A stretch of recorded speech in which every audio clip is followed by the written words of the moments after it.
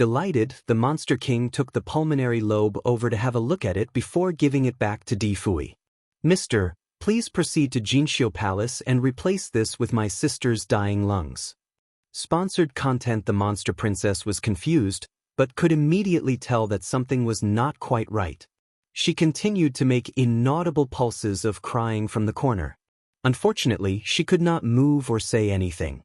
Di Fui threw her a quick glance and said, "Your Majesty, this woman is equipped with some spiritual power. I am afraid that muting her speech will not be enough. What if she breaks free and starts making noise in the streets?" "That is easy.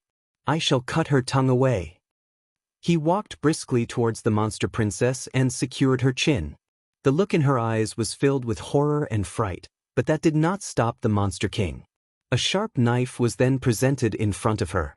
With a clean cut, blood was spilled all over the place, and her entire tongue was cut away. She trembled in pain as soon as her tongue was cut. Her trembling body clearly showed her fear. She was in so much pain that she almost passed out. The Monster King thought that the bloody scene was filthy, so he let go of the monster princess and watched as she crashed to the ground in agony. "Come here." Sponsored content. 2 soldiers approached. "Take her to the prisoner's carriage and send her away to the execution ground," the Monster King commanded. Alarmed, the monster princess was confused by her brother's brutality. She disregarded the pain and tried very hard to crawl over to the Monster King's legs, but was given a hard kick before she even made it close. Finally, she lay flat on the ground, with barely any strength to spare. The Monster King refused to look at her any longer and walked right out of the cell along with Di Fui. "Mister, we should do it while it is fresh and warm. Take this pulmonary lobe and save my sister's life." "Will do," Di Fui reassured before walking away. The Monster King quietly watched as Di Fui walked further into the distance. He disapproved of Di Fui's arrogance and unfriendliness but was impressed by his sensibility to tackle different situations. Sponsored content. With the man's help, the Monster King believed that his sister would surely survive. Then, he took a look at the sky and realized that it was almost time to carry out the punishment. He needed to be at the execution ground and personally monitor the entire process as he wanted to know if the creator of the universe would really show up. Arrogantly, he hoped that the weakened creator would show up so that he could teach her a lesson. He talked with his sister to know more about the details of their earlier encounter. He needed to know about Gu Zijia's every move and every spell while fighting the venomous python. From what he observed, the god of creation must have lost a huge part of her spiritual power. Perhaps, she could not even defeat him in her current condition. The creator of the universe had a spiritual body, so he needed to use the double physical and spiritual cultivation to increase his power tremendously. After the cultivation, he could then kill her and consume her body and soul as a whole. Her body would be a better supplement than any of the existing pills around. It would surely improve his physical strength and spiritual power. This was a golden opportunity that he could not afford to miss. He really hoped that the creator would show up. Everything on the execution ground was set up prior to her arrival, so it would be a waste of his meticulous plan if she did not show up. She should be here, he thought. Wu Qianyan was Gu Zijia's one and only servant. Although she was not officially a disciple, he reckoned that Gu Shijio would still come for her. He then licked his lips in a display of confidence. The reality was considerably different from the Monster King's sweet expectation. Wu Qianyan was tied to the pillar, and the executioner had been slashing her dozens of times so far, yet, the creator of the universe still had not shown up. The Monster King began to get worried. Had anything happened to her? There was no reason why she would not show up today. Had the Emperor Immortal taken her away?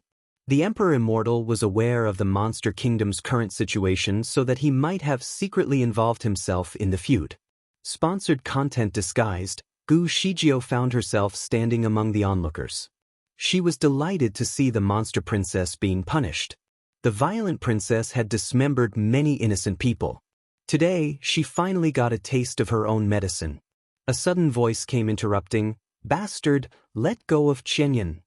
A young man could be seen approaching the scaffold. Gu Shijio stood upright. Things were not looking good for her now. The young man was Fan Qianshi, her only disciple that she very much cherished. If you find any errors, broken links, non-standard content, etc., please let us know so we can fix it as soon as possible. Note: please download the sponsor's game to support us. When Gu Shijio finally took Wu Qianyan out of the prison in the Monster Kingdom, she quickly settled her down in a guest inn where she could rest. Gu Shijio tried to contact Fan Qianshi using her sensing ability to get him to stay with Wu Qianyan and be her caretaker. Still, the boy never answered or returned her call. Sponsored content: her sensing ability was supposed to be a form of telepathic communication. Only her disciple and her servant were equipped with the ability to receive her call. She could easily reach out to them as long as they stayed within a radius of a few hundred miles. Therefore, Gu Zijia's failure to communicate with Fan Qianshi could only mean two things. He was either hundreds of miles away or was trapped in some sort of forbidden land. Although Wu Qianyan had suffered severe injuries, these wounds could be easily taken care of by Gu Shijio. Very quickly, she wrapped up Wu Qianyan's open wounds with dressings to help her heal better. Some pills were also administered to help with her internal injuries. In merely an hour, Wu Qianyan was already halfway through her recovery. She could already leave the bed and take care of herself. Relieved, Gu Shijio put a wizardry barrier at the door before leaving Wu Qianyan alone in the room. When everything was done and secured, she left. Sponsored content: her original plan was to wait for the dismemberment to come to an end before revealing the truth before the Monster King's eyes. She wanted to humiliate him publicly, but plans changed when Fan Qianshi showed up so suddenly in an unplanned rush. He did not even have the strength to protect himself against the Monster King's 8 best soldiers in his current state. Hence, the way he emerged onto the scaffold was an act of digging his own grave. What a little rebel, Gu Shijio thought. Gu Shijio clenched her fists and looked at Fan Qianshi in frustration. He was ruining her plan. The boy went straight for the pillar and shouted, "Hey, bastard! Let go of Qianyan." Sponsored content: the Monster King was delighted to see him. With the disciple's presence, he now had more reasons to force the creator of the universe to show up. But first, he needed to put on a show. "Fan Qianshi, I have been looking for you. Your time is up. Where is your master? Were you the one responsible for her death? Soldiers, take him down." The Monster King exclaimed in a fury. All his soldiers rushed ahead and were ready to fight. In an instant, the scaffold became a war zone. The executioner was not sure if he should continue his work, so he looked at the Monster King for confirmation. The Monster King gestured to his man and firmly said, "Don't stop. Keep going." Therefore, the executioner continued to slice Wu Qianyan into thin pieces of meat. The Monster Prince's speech was no longer muted, but without her tongue, she could only screech in agony, emitting wails like a lost soul. Her voice was piercing, loud enough to make everyone's flesh creep.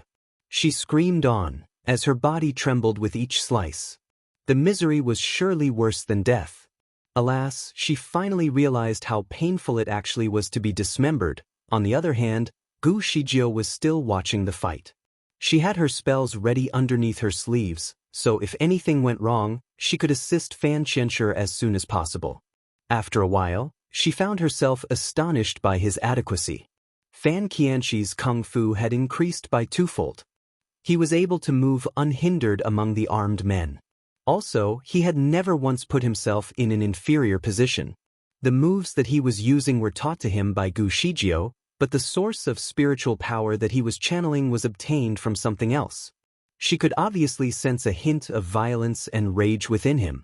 Sponsored content: as soon as he emerged on the scaffold, 2 soldiers were already injured.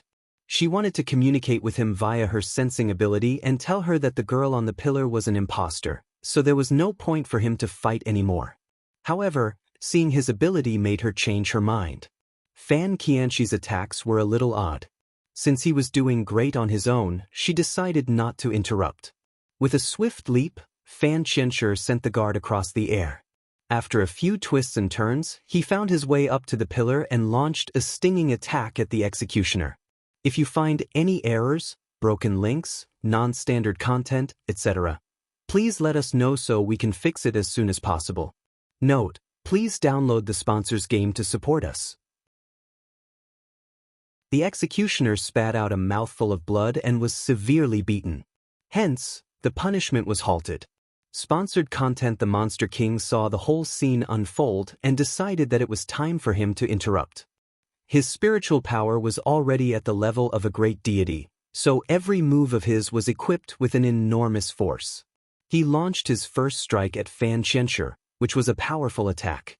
However, Fan Qianshi could easily take a step back to avoid getting hit. Gu Shijiao observed his moves and could already make a few predictions. She could see that the Monster King would not hit Fan Qianshi since one tiny step was enough to avoid his first attack. But to her utter surprise, Fan Qianshi did not move at all. He disregarded the swift and fierce attack that was clearly aimed at him. Instead, he went straight to the pillar and cut away the chains that were holding Wu Qianyan in place. As a result, Fan Qianshi had to suffer a blow to his back in return for breaking one of the chains. After a loud snap, Fan Qianshi was hit and sent flying across the square. Being severely injured, he spat out a mouthful of blood while hanging on helplessly in the air. The plot twist was alarming for Gu Shijiao. She could no longer stay still. With a swift leap, she teleported right in the air and held Fan Qianshi in place. Fan Qianshi had suffered a powerful blow, so as soon as Gu Shijiao grabbed him in her hands, she had to take a swift turn and help him find his footing. Gracefully, they both landed on the scaffold. Sponsored content, Master. Fan Qianshi was happy to see her. Unfortunately, he spat out another mouthful of blood. She could easily tell how badly he was hit. His complexion was pale and drawn, but fortunately he remained conscious. Master, I thought you did not want me anymore. What an idiot. Gu Shijiao steadied him on the platform before putting a pill right into his mouth. I never asked you to leave. What makes you think that I gave up on you? Without any hesitation, Fan Qianshi swallowed the pill. Soon enough, he was no longer spitting out blood. His complexion, however, was still ghastly pale. Master, I have done my best, but I still could not get Qianyan free. Gu Shijiao frowned at him. She knew immediately that her words had prompted him to risk his life in this rescue mission. All she wanted to see was his attitude and kindness towards a friend. She never wanted him to rush into a crude and impetuous decision that did more harm to him than good. As opposed to her expectation, she thought that he was smart enough to analyze the situation first before making any reckless moves. Sponsored content. Initially, Gu Shijiao had her identity disguised while moving among the crowd. However, as soon as she emerged in the air, she finally revealed her true self. Fortunately, her face was still concealed under a mask, so her ethereal beauty had yet to be uncovered. She stood high up on the scaffold in her emerald dress, overlooking the crowd with an overwhelming sense of authority. Who are you? The Monster King called out loud. He was still standing next to the pillar. Gu Shijiao finally expressed her contempt. You have pushed my disciple to the edge only to see me here today. Now that I am already here, why do you have to play dumb? Then you must be the creator of the universe. Just as you can see, I am. The crowd gasped in disbelief as soon as they heard the brief exchange.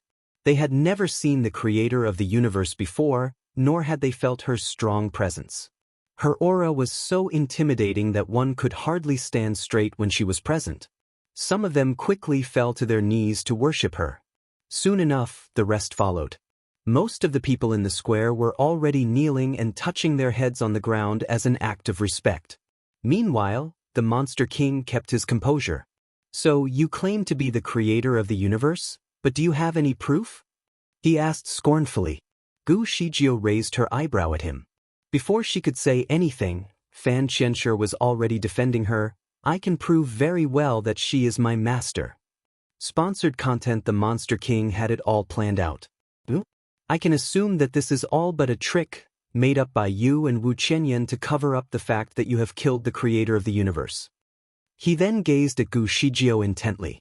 It is easy to prove that you are the creator of the universe. You just need to defeat me in a battle. Otherwise, I will sentence you to death for impersonating the Divine Lord. If you find any errors, broken links, non-standard content, etc., Please let us know so we can fix it as soon as possible. Note: please download the sponsor's game to support us.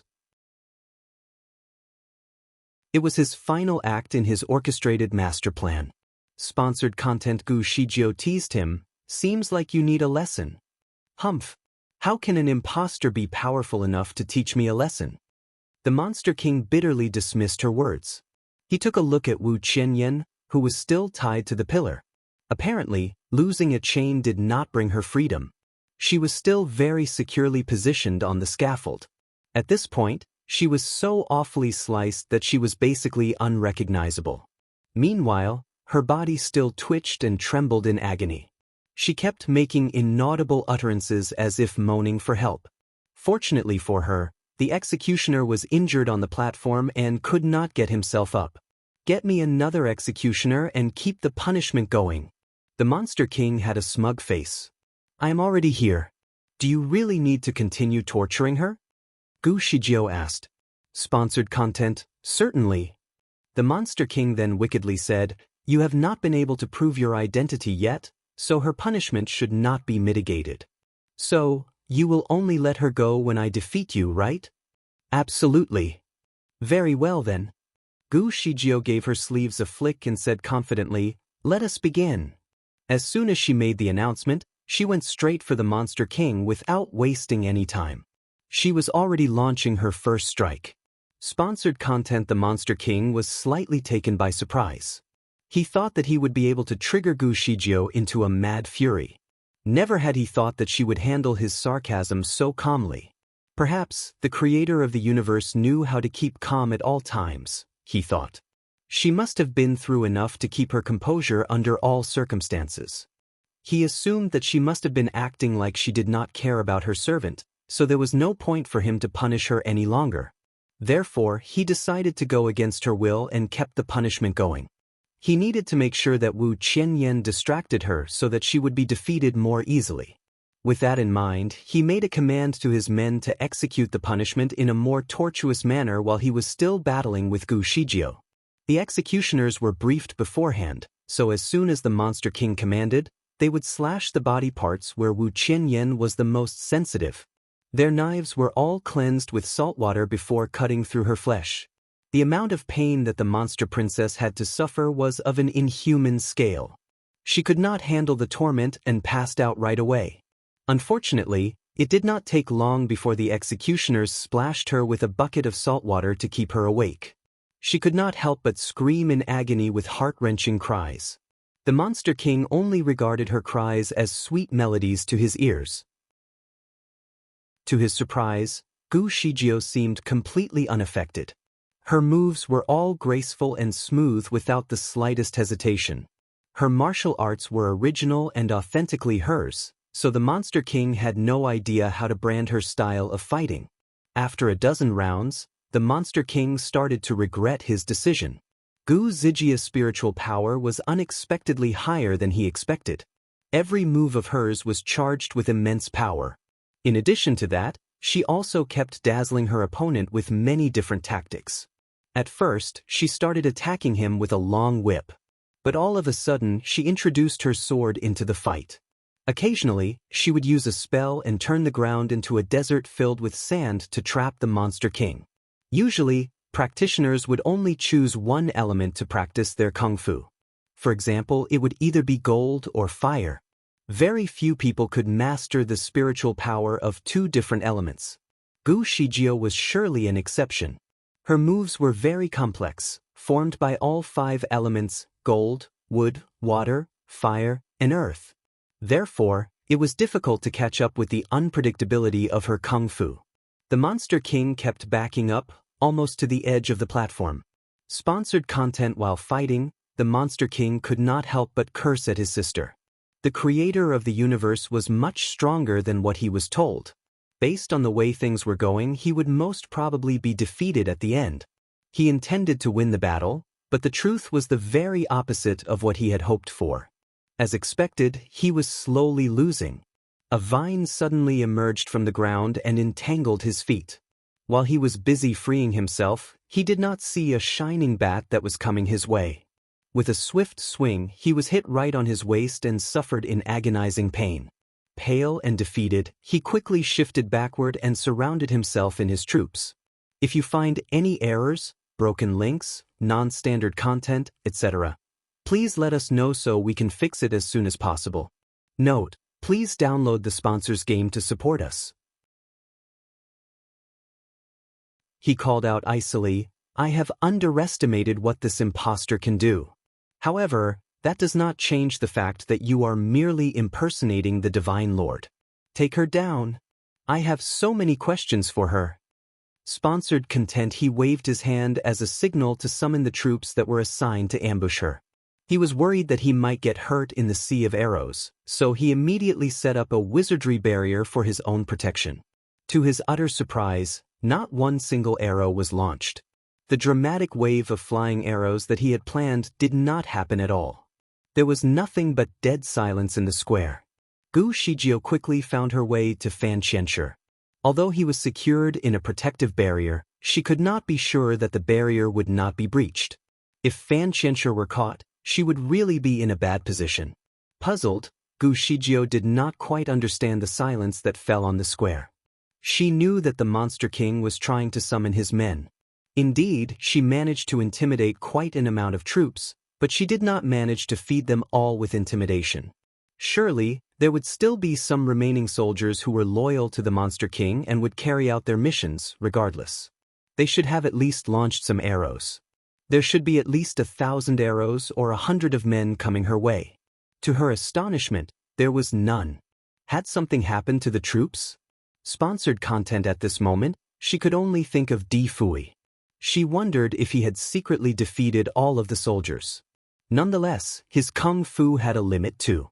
He couldn't defeat so many people in such a short time. The Monster King was equally baffled. The silence was followed by his cries of anger, "Move!" Only his closest guards answered, but the secret troops that he had in place remained unresponsive. The Monster King knew that something was not quite right. Just when he was about to send someone to check it out, the executioner's sudden exclaim distracted him. "What are you shouting for?" The Monster King was irritated. Sponsored content, he turned around and was dumbstruck by what he saw on the pillar. There was a flood dragon on the pillar with hardly any flesh left on its body. Only its bones remained. A striking red crown sat on the dragon's head. The Monster King could easily recognize the crown. The flood dragon was Yao Tingting. The crown had very well proven that the body was his sister's. The Monster King and his family were descendants of the flood dragon line. As soon as they obtained their human forms, they would not easily reveal their original appearance. Only under two conditions would they be revealed: either they were willing to show themselves, or they were dead. The Monster King was so shocked that he was unable to speak. "Ting Ting," he called out blankly. Need to say, his desperate calls were unanswered. The Monster Princess was already dead. Panicked, the executioner fell to the ground and begged for forgiveness. "Your Majesty, this is not of my doing. I did not know that she was our princess." "Bloody bastard." The Monster King stared at the executioner with his bloodshot eyes before giving him a deadly strike. Flames started emerging from his palm as he aimed a fiery strike at the group of executioners in the crowd and immediately turned them into balls of fire. These people had become victims of the Monster King's fury. "Who did this? Who did this?" The Monster King snarled a threat. The entire stage was shaking as a result of his thunderous voice. He gave the flood dragon's body a quick examination and found a seal. It acted as an inhibitor to prevent Yao Tingting from revealing her original self even when she was critically injured. If Yao Tingting had been able to show her original self earlier, the Monster King would not have committed such terrible blunders. Hence, the person behind these plots had every outcome planned out. Sponsored content: the Monster King was finally reminded of the culprit. "Go to Jinxiu Palace and get me the man," he sternly said. "That is unnecessary." A man could be heard chuckling. His voice was loud and clear enough for everyone in the square to hear him. Baffled, the crowd turned to the voice. "If you find any errors, broken links, non-standard content, etc., please let us know so we can fix it as soon as possible. Note: Please download the sponsor's game to support us. From the darkest corner of the square, a group of people suddenly entered in a single file. Their attire clearly belonged to the warriors of the Monster Kingdom, each carrying a distinctly crafted armor. Above all, there were two exquisitely decorated sedan chairs, one in red and another in blue. The one in red was embellished with the motif of the sun, while the other was made with stars that brightly stood out against the deep blue background.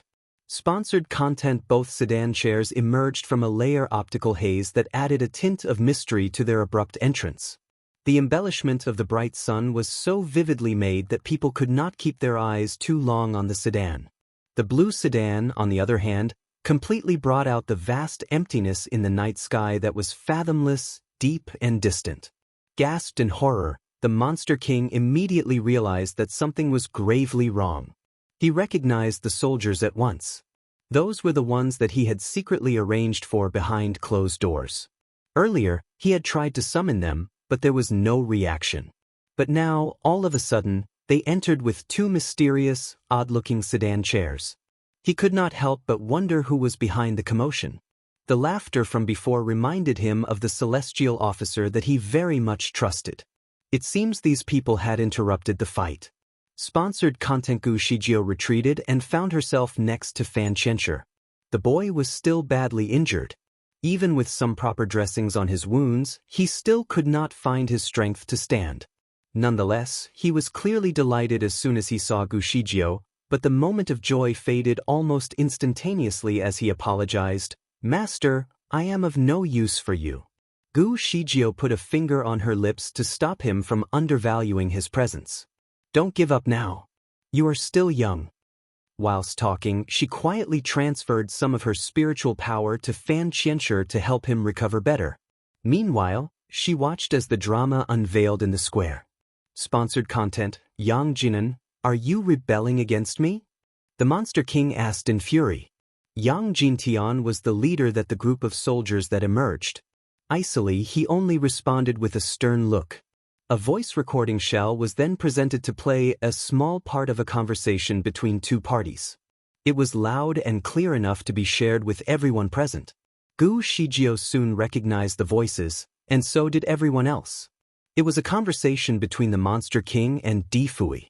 The conversation was about the rescue plan that the Monster King had previously proposed to Di Fui and the ways that he could save his dying sister. Clearly, the best solution that the Monster King could come up with was to sacrifice another innocent woman's life for his beloved sister. In order to gain the celestial officer's help, the Monster King had generously shared with him the details of the public execution in the square. The creator of the universe was the ultimate target that he aimed for. Once he had had enough with her, he did not mind sharing the woman with the celestial officer. Certainly, the Monster King was aware of Yao Tingting's misconduct, though not entirely. His arrogance and bias towards his sister had selfishly dismissed the many lives lost, by claiming that every living soul in the Monster King was born to serve him. As a group of slaves, these lives were not even worth mentioning. He did not care if they lived or died. As soon as the word spread, every audience in the square gasped in utter disbelief. People were indignant with his cruelty and the injustice that he simply dismissed. Gu Shijio watched as the Monster King lost his composure. She could not help but feel sorry for him. How could he allow himself to expose the darkest secrets that should have remained kept? All of his words were now turned against himself. Sponsored content, on the other hand, Di Fui was indeed a maverick genius, judging from the methods that he had used to lure the Monster King into confessing his own bias and indirectly, his crimes that would spark hatred. The man had got a meticulous mind for such deliberate plans. It was unbelievable that he was only a 22-year-old man. The Monster King was alarmed as soon as the recording started. "It's made up. It is all made up. I have never said so. This is all but a trick by the man in the sedan to defame me." With a swift leap, he lunged himself towards Yang Jintian in a desperate attempt to remove the voice recording shell from his hand. He needed to wipe away the proof. He was swift, but not as swift as Gu Shijio. If you find any errors, broken links, non-standard content, etc., Please let us know so we can fix it as soon as possible. Note: please download the sponsor's game to support us. Gu Zijia's teleportation gave her a massive edge. What are you afraid of? I have heard some parts of the conversation with my own ears. Are you too timid to admit your fault? Sponsored content. The Monster King said nothing. Yao Xingye, don't you panic just yet. There is more. Yang Jintian mocked him before playing the next clip. This time, it was between a man and a woman. The voice of the woman actually belonged to Yao Tingting, the monster princess. Di Fui was the man in the clip. The conversation happened in the prison cell not long ago. The people were outraged even further by her crimes. Each year, the number of missing people would escalate to an unprecedented high, which included many gentlemen and ladies from some of the most powerful families. Many of them turned to the Monster King for help. He promised them to investigate the matter, and in return he pointed them arrows to foreign people of other kingdoms. The Animal Kingdom, the Celestial Kingdom, and even the Underworld had all been accused. The accusation also marked the beginning of many wars, thus losing more lives. To their surprise, Yao Tingting was the one who was solely responsible for all of the crimes. Even more to their disbelief, their loved ones had suffered inhumane torment before their demise. Most of the Monster King's closest guards had lost their loved ones. The Monster King vowed in fervor to avenge the fallen by attacking another kingdom, which he accused of committing the crime. In return for the king's favor, these men pledged their loyalty to him. Now that the truth was revealed, these armed men finally realized the Monster King's selfish intentions. It was never about revenge. They were only used as his pawns to conquer more territory. Sponsored content: fake. It is all made up. Yao Xingye watched as his guards and men lost faith in him by distancing themselves. Panicked, he turned the facts around and denied all of his doings. He pointed at the celestial officer and accused him of making up stories. Aren't you going to admit any of your doings? A gentle voice from the red sedan responded. The curtain was pushed away, thus revealing a woman in red who slowly emerged from within. Her eyebrows were perfectly arched, giving her face an edgy touch. She had a stern look on her face as she gazed into the distance. Her red dress was beautifully draped onto her slim and slender figure. With every step, she moved with elegance. The woman was a rare beauty, with unparalleled looks and effortless grace. She let her hair down, but that did not shelter her pointy ears that were sharply edged. At her back, 9 foxtails could be seen swaying gently. Gu Shijio gasped in astonishment as soon as she realized that the woman was actually the 9-tailed fox from the Tushan family. She roughly recalled that Tushan family used to rule the Monster Kingdom before she became dormant. Things changed when she woke up, as the territory now belonged to the Flood Dragons. Her brief research revealed that the Tushan family was banished and killed overnight, about 30 centuries ago. Yao Xingye, of the Flood Dragon family, used to be the greatest guardian of the Fox King. He made solemn promises, committing to seek revenge for the Tushan family after that murderous night, and initiated a series of investigations that linked him all the way to the Animal Kingdom. He then led a group of warriors to fight with the enemies and killed the murderers. With great success came his throne as the Monster King, as he took over the Tushan family. The Tushan family held a respected name in the Monster Kingdom, known publicly as the Royal Family. If they were not banished, Yao Xingye would never have become the king. Hence, he skillfully courted the people by appealing to the search for the descendants of the Tushan family. Sponsored content: just when everyone thought that the Tushan family no longer existed, the beauty made a surprise entrance that took everyone's breath away. The Fox family was naturally born with an irresistible charm, even more so with the woman's attractive beauty. She entered with great vigor, as if an empress that had come to rule. In awe, the audience of the square fell to their knees. Meanwhile, Yao Xingye could no longer contain the surge of his anxiety. He had been trying to kill every survivor of the massacre of the Tushan family. He thought he had killed them all, but he was wrong. The woman gazed at Yao Xingye and said, "Yao Xingye, you defied the king and started a rebellion to end the lives of the Tushan family. We shall talk about this later. By the way, didn't you say that the clips were all made up?" Let me show you what I have brought today to prove you wrong. She took out a pile of documents with clear indications of all the people that died in the hands of Yao Tingting, including the details of their death. These papers were spread amongst the crowd so that everyone could see the proofs. Also, she had witnesses available. She waved her hand to signal the entrance of a group of servants. These people had all served Yao Tingting before, so they had all witnessed her murderous acts. At a loss for words, the Monster King did not prepare for the detailed revelation that left him completely speechless. Most of the people were already boiling with fury and frustration. If it were not for the Monster King's kung fu, they would have already attacked him. At this point, Yao Xingye knew that his reign had passed. He took a swift leap into the air and made a jump towards the blue sedan chair. Tian Maoan, show yourself. A strike was launched mid-air, and since the Monster King's strength was unstoppable, the attack was certainly destructive. Other than Gu Shijiao, no one else would able to withstand the strike. Nonetheless, Gu Shijiao was too distracted by Fan Qianshi. When she saw the attack being launched, it was already too late for her to change anything.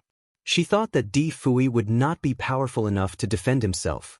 The worst that could happen would be seeing the sedan being shattered into pieces, along with the man. The Monster King went in with full force, only to be stopped right before the sedan. The blue sedan remained in one piece. Yao Xingye, on the other hand, was the one who suffered the impact. He staggered and moved back in retreat, not long before he spat out a mouthful of blood. He steadied himself and looked at the sedan in clear defiance. Tian Maoan, what have you done to me? The curtains were pushed aside, allowing the man to walk out of the sedan. He was wearing a set of plain white robes, equipped with a mask of ghostly features to cover his face. The mask was able to conceal his identity, but not his otherworldly aura. His powerful presence would leave an unforgettable impression on anyone. The Monster King's followers were the first ones to recognize the man. He was the celestial officer who recently emerged as an important figure, Tian Maoan. The man was not entirely friendly. He sometimes behaved differently, so no one dared to get too close to him. However, he was not intimidating. Hence, the people of the Monster Kingdom were not afraid of him. Occasionally, they would even put him in trouble on purpose just to test him. Things had changed as the man was now equipped with unprecedented power. Certainly, his grace had also managed to capture the attention of many women. Sponsored content. Gu Shijiao silently judged him. This man came with many different identities. As far as she was concerned, the man was referred to as Feng Jiai or Di Fui. But now, he was Tian Maoan. She could no longer tell which one was real. She took a look at Di Fui and then looked back to the foxy woman. Apparently, they were a team. Even without any proof, Gu Shijiao already knew that this was all but a great plan that Di Fui had come up with to set the Monster King in a trap. Each and every arrangement was carefully planned. He made an appearance with the foxy woman of the Tushan family because he needed to help her rebuild her family's royal legacy. Gu Shijiao had, once again, unknowingly contributed to a small part of his great plan. She took her contribution as a favor for his kindness in saving her and her servants' lives. From now on, it would only be natural for the foxy woman to regain her title as the heir to the throne. On the other hand, Yao Xingye had completely fallen into the trap that Di Fui had set up for him, so there was nothing he could do in his defense. Defeated, he was caught and held captive. The great revelation was a show that Gu Shijiao thoroughly enjoyed. However, with nothing left for her to see, she decided to leave with Fan Qianshi. If you find any errors, broken links, non-standard content, etc., please let us know so we can fix it as soon as possible. Note: please download the sponsor's game to support us. Chapter 28:13. Master, shall we go? Sponsored content. Perhaps Fan Qianshi was numb from sitting down too long. He could not keep his balance as he stood up and fell right into Gu Zijia's arms. She quickly supported him by the waist to help him stand up straight. Fan Qianshi was mesmerized by her captivating scent that one could only notice when in close proximity to her. It was as refreshing as the sweet morning dew. Back in the day when Gu Shijiao taught him kung fu, they would get close enough with each other for him to get a whiff of her scent. He missed that. Gu Shijio had been pushing him away for some time now, so he never had the chance to get close to her again. Hence, the proximity this time around stirred his restless heart, making him reluctant to leave. Gu Shijio wanted to let go of him but noticed that his body was slanted to one side. Puzzled, she continued to support him. Sponsored content fan Qianshi was happy to be with her. However, he looked away for a moment and caught Di Fui staring at him. With a smirk, Di Fui looked at him as if he knew what the boy was thinking. Defensively, Fan Qianshi felt an urge to keep away from the man. "Master, shall we go?" Gu Shijio refused to stay any longer either. "Let's go. Divine Lord, I have something to say." Di Fui approached Gu Shijio to speak to her. Sponsored content. Di Fui gazed at her intently before continuing, "Divine Lord, I would like to thank you for your help. You have misled him to think that your power has been deteriorated, thus luring him one step closer into the trap and exposing his crimes. You have done a great deal for the Monster Kingdom, so I would like to invite you to stay for a feast. Divine Lord, I heard that you are the one who came up with the plan, which, in turn, provides me with an opportunity to rebuild my family's legacy. I, Tu Shanying, would like to thank you for your kindness."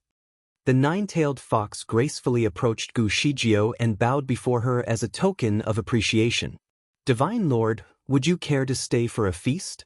Your presence will be a blessing for the people of the Monster Kingdom." With such an invitation, there was no room for rejection. Gu Shijio thought about their invitations and could immediately understand that it was yet another plan from Di Fui to achieve two things in one go. Firstly, the fact about the deterioration of her power should remain a secret. He made it public that they were joint forces so that no one would have any doubts about the condition of her health. Secondly, he was trying to make her choose a side. As the creator of the universe, her recognition was needed to help Tu Shanying become the next ruler of the Monster Kingdom. Being the most respected figure on Earth, her recommendation would come in handy if Tu Shanying chose to ascend the throne. Hence, Di Fui's plan was perfect for both intentions. Her secret would remain a secret, while Tu Shanying would take control of the kingdom. Nonetheless, Gu Shijio did not like the plan very much. She did not like it when someone became too calculative about her involvement. She also refused to taste the fruit of someone else's success. Moreover, she barely knew Tu Shanying.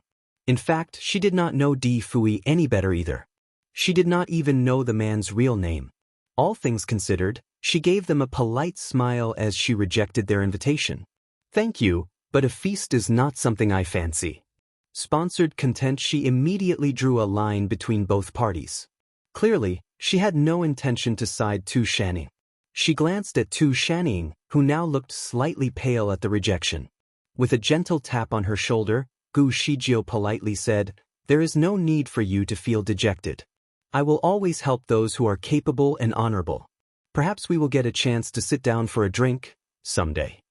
She did not look at Di Fui again before she swiftly teleported away along with Fan Qianshi. If you find any errors, broken links, non-standard content, etc., please let us know so we can fix it as soon as possible. Note, please download the sponsor's game to support us. No one in the world had the same power as Gu Shijio. Who else was capable of disappearing in an instant? Her superpower had filled the crowd with awe. Sponsored content. Some of the people quickly bent their knees and uttered, "Goodbye, Divine Lord." Di Fui caught himself contemplating, while gently tapping on his bamboo flute in his palm. There was hardly anything that he could not solve, but he had no idea why she rejected the invitation. Was she annoyed? He wondered, how did your power increase almost twofold? Back in Tianyin Valley, Gu Shijio was trying to find out more about Fan Qianshi's latest developments. Silently, Fan Qianshi remained on the ground, kneeling. Sponsored content. Speak. Gu Shijio had no patience for the boy. Scared, Fan Qianshi guiltily confessed, "Qianyin's life was at stake, leaving me no room for any delays, so I went for the most stupid idea. After leaving the restaurant, I ventured into the forbidden land of illusions and took an illusionary fruit." His statement ended in a stammer. Gu Shijio answered somewhat sarcastically, "Although the fruit can increase your power, The effect will only last temporarily for 4 hours. When it is over, your nervous system will be greatly damaged, and it might restrict your spiritual power to only half of what you used to possess. Haven't I told you that it is not worth the price? Have you forgotten it all? I have not forgotten your words. I was desperate for a way out. So what if you manage to level up your power? Could you defeat Yao Xingye?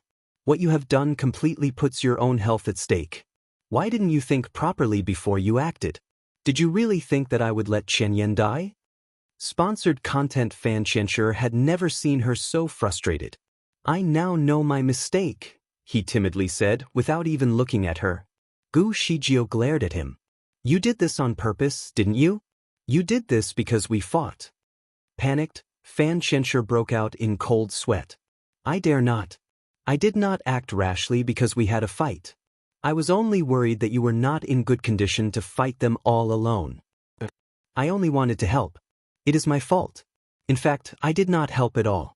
Instead, I became another burden of yours. I am sorry for my mistake. I deserve to be punished. He continued to kneel while being drenched in a cold sweat. Even Wu Qianyan joined him to beg for Gu Zijia's forgiveness. Gu Shijio observed them both and continued, Fan Qianshi, I once told you that the use of illusionary fruit was forbidden, and yet you did the direct opposite of what I said. Your punishment is unavoidable, though I can sympathize with your intention. Find your way into the ice cave in the hills and stay in isolation for a month. She then threw him a bottle of medicine and said, Use this to treat your injuries. She took another look at Wu Qianyan. You are going too. Relieved, Fan Qianshi quickly thanked her for her forgiveness. He knew that the ice cave was the most suitable place for him to recover for the time being. Since his punishment was assigned to him based on his needs, he knew that she cared. Wu Qianyan was relieved too. She was happy with the arrangement. She had always wanted to be closely associated with Fan Qianshi, but the interaction was not mutual. The month-long stay in the cave was the chance that she had been looking forward to. After assigning appropriate tasks to her disciples, Gu Shijio finally had time for herself. She went to her treasure room and placed all of her items back where they belonged. Those were the things that Yao Xingye had unapologetically taken without her consent. Sponsored content. Some of the items were equipped with magical powers, which were required to support the wizardry barrier that kept the valley safe. She could not simply keep them away in her storage. This place used to be a safe place, but the raid on her home changed her mind. Before she went away, she added a few more barriers to increase its security.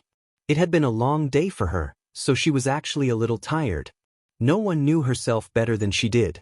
If you find any errors, broken links, non-standard content, etc., please let us know so we can fix it as soon as possible. Note: please download the sponsor's game to support us.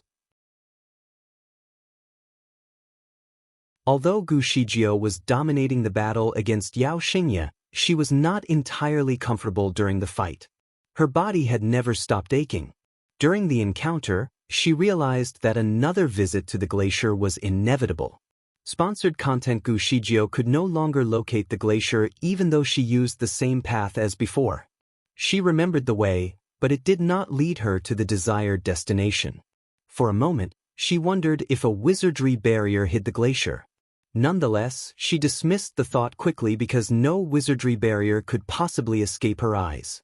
If the glacier had been in a wizardry barrier, she would have easily noticed it before. She lingered around the hills where she had originally exited the place. However, even after a thorough search, she still could not find her way in. Alas, she gave up. Sponsored content. Gu Shijio suspected that the glacier was either mobile or would only appear at a particular time. Since she did not have other information, she had no hope of returning to the glacier for cultivation. Could Di Fui be the help she needed? But even if he could help, would he agree to help? The man was beyond calculative, so Gu Shijio was slightly reluctant to meet him or to have anything to do with him. She decided to let things flow naturally. There was not much time left for her, anyway, so it did not matter anymore if she got to live another day or two. Her years of cultivation had trained her to reconcile herself to different circumstances. Life or death did not matter too much. Meanwhile, the magnificent views in the mountains made her linger a little bit more in the woods. The place was rather quiet today as only animals were present in the solitary woodland. Not a single woodsman was around. Sponsored content. Deep within the valley, there was a garden of blossoming flowers. The hills were ablaze with tiny white blossoms. From afar, the entire area of white blossoms looked like a large fluffy cloud. It surely was a feast for the eyes. Gu Shijio excitedly walked towards the land of white flowers for a pleasant stroll.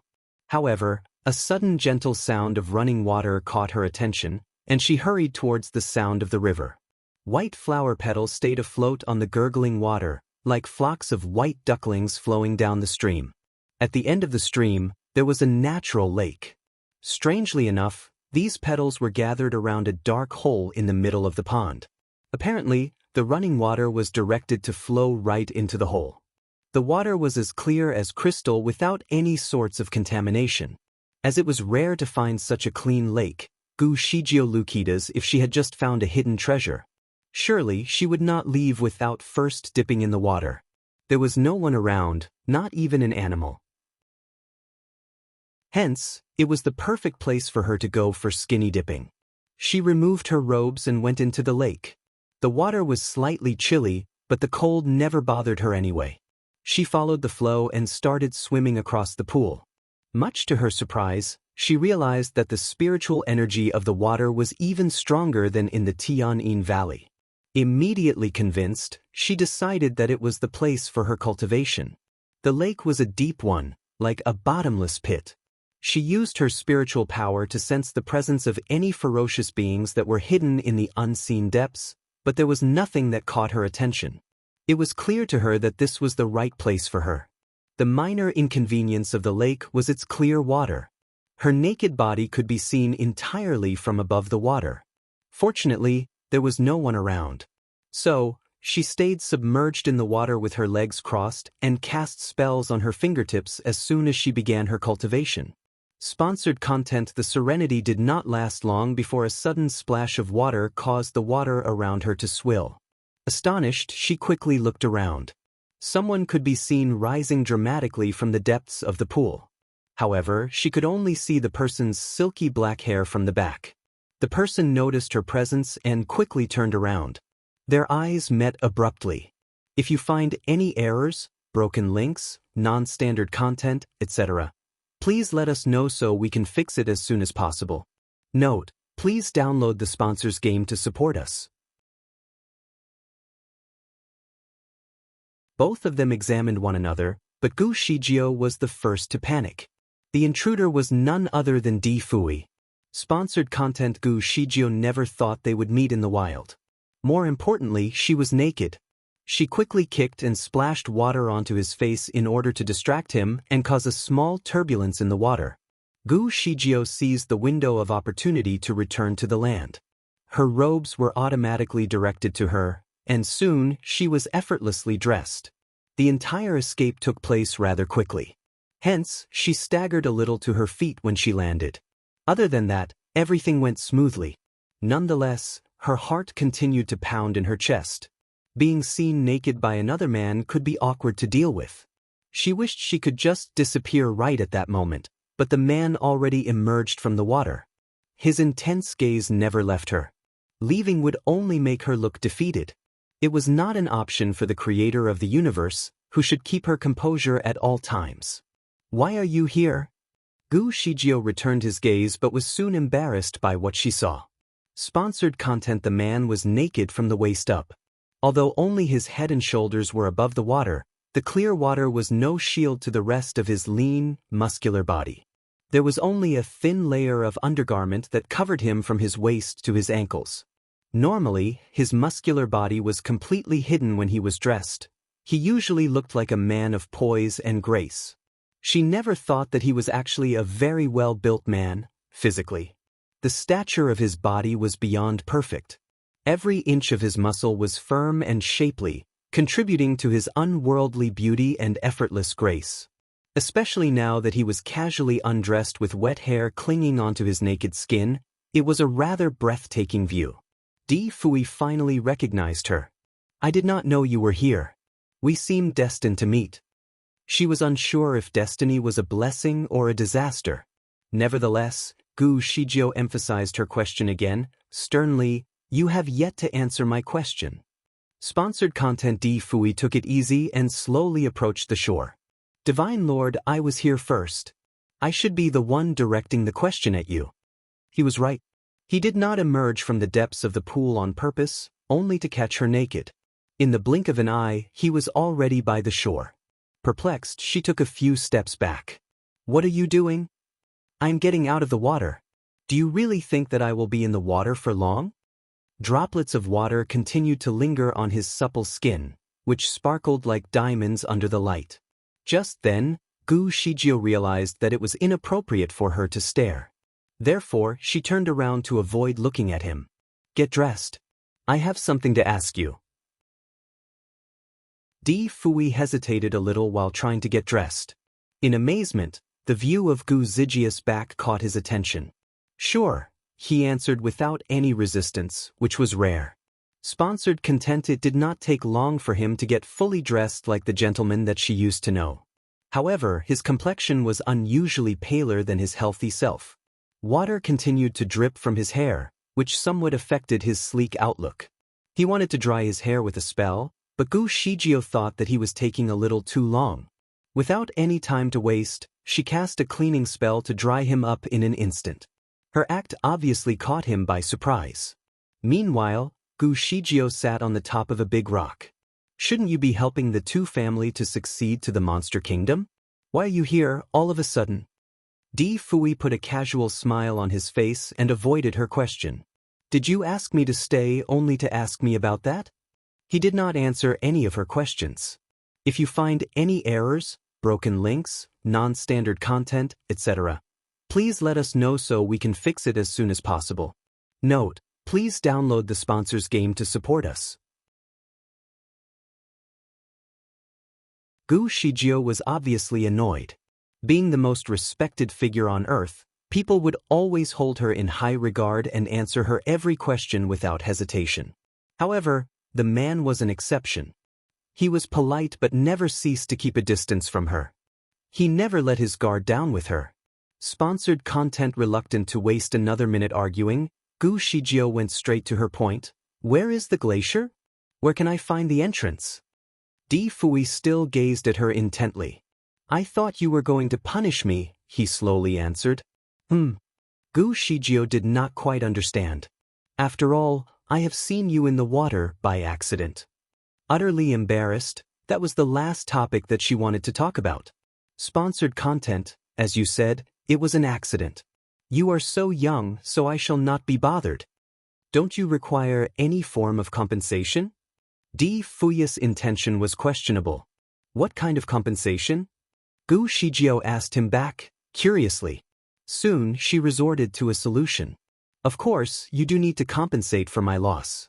Tell me about the entrance to the glacier, and that will be all," she offered. She was reluctant to lower herself to the level of a young boy. Di Fui continued to observe her. "That is all." Bewildered, Gu Shijio did not expect him to offer his compensation so eagerly. She started to think of him as a decent man. Her impression of him had certainly changed a little, but it was a good chance for her to get what she wanted. "If you really feel sorry, you may take me personally to the entrance of the glacier. It would be great if you could share with me the rules about the place," she added another request. Sponsored content. Di Fui was unimpressed. All of a sudden, the water in the pool could be seen bubbling from within the depths. Panicked, he grasped Gu Shijio by her wrist and urged, "This place is not safe. We need to go." As Gu Shijio was still perplexed, he was too fast for her to keep up in an instant. Hence, she was literally pulled away. "Hey, what are we running away from?" The answer lay in the water. Soon, the pool exploded violently. A gloom of violence and grudge immediately blotted out the sky, thus turning the bright afternoon sky into a state of dim, hazy glow. Gu Shijio looked behind and saw a giant, black shadow emerging from the pool right away. Darkness fell upon them. The only light was actually coming from the head of the giant shadow. Sponsored content. Fortunately, Gu Zijia's night vision helped her to see better in the dark. She noticed that the giant figure greatly resembled a dragon with pitch-black scales layered on every inch of its skin. Though black, its scales remained glossy and its eyes remained bright, like a pair of lights that flickered inconsistently in the dark. Could it be a dragon? No, it must be a candle dragon, she thought.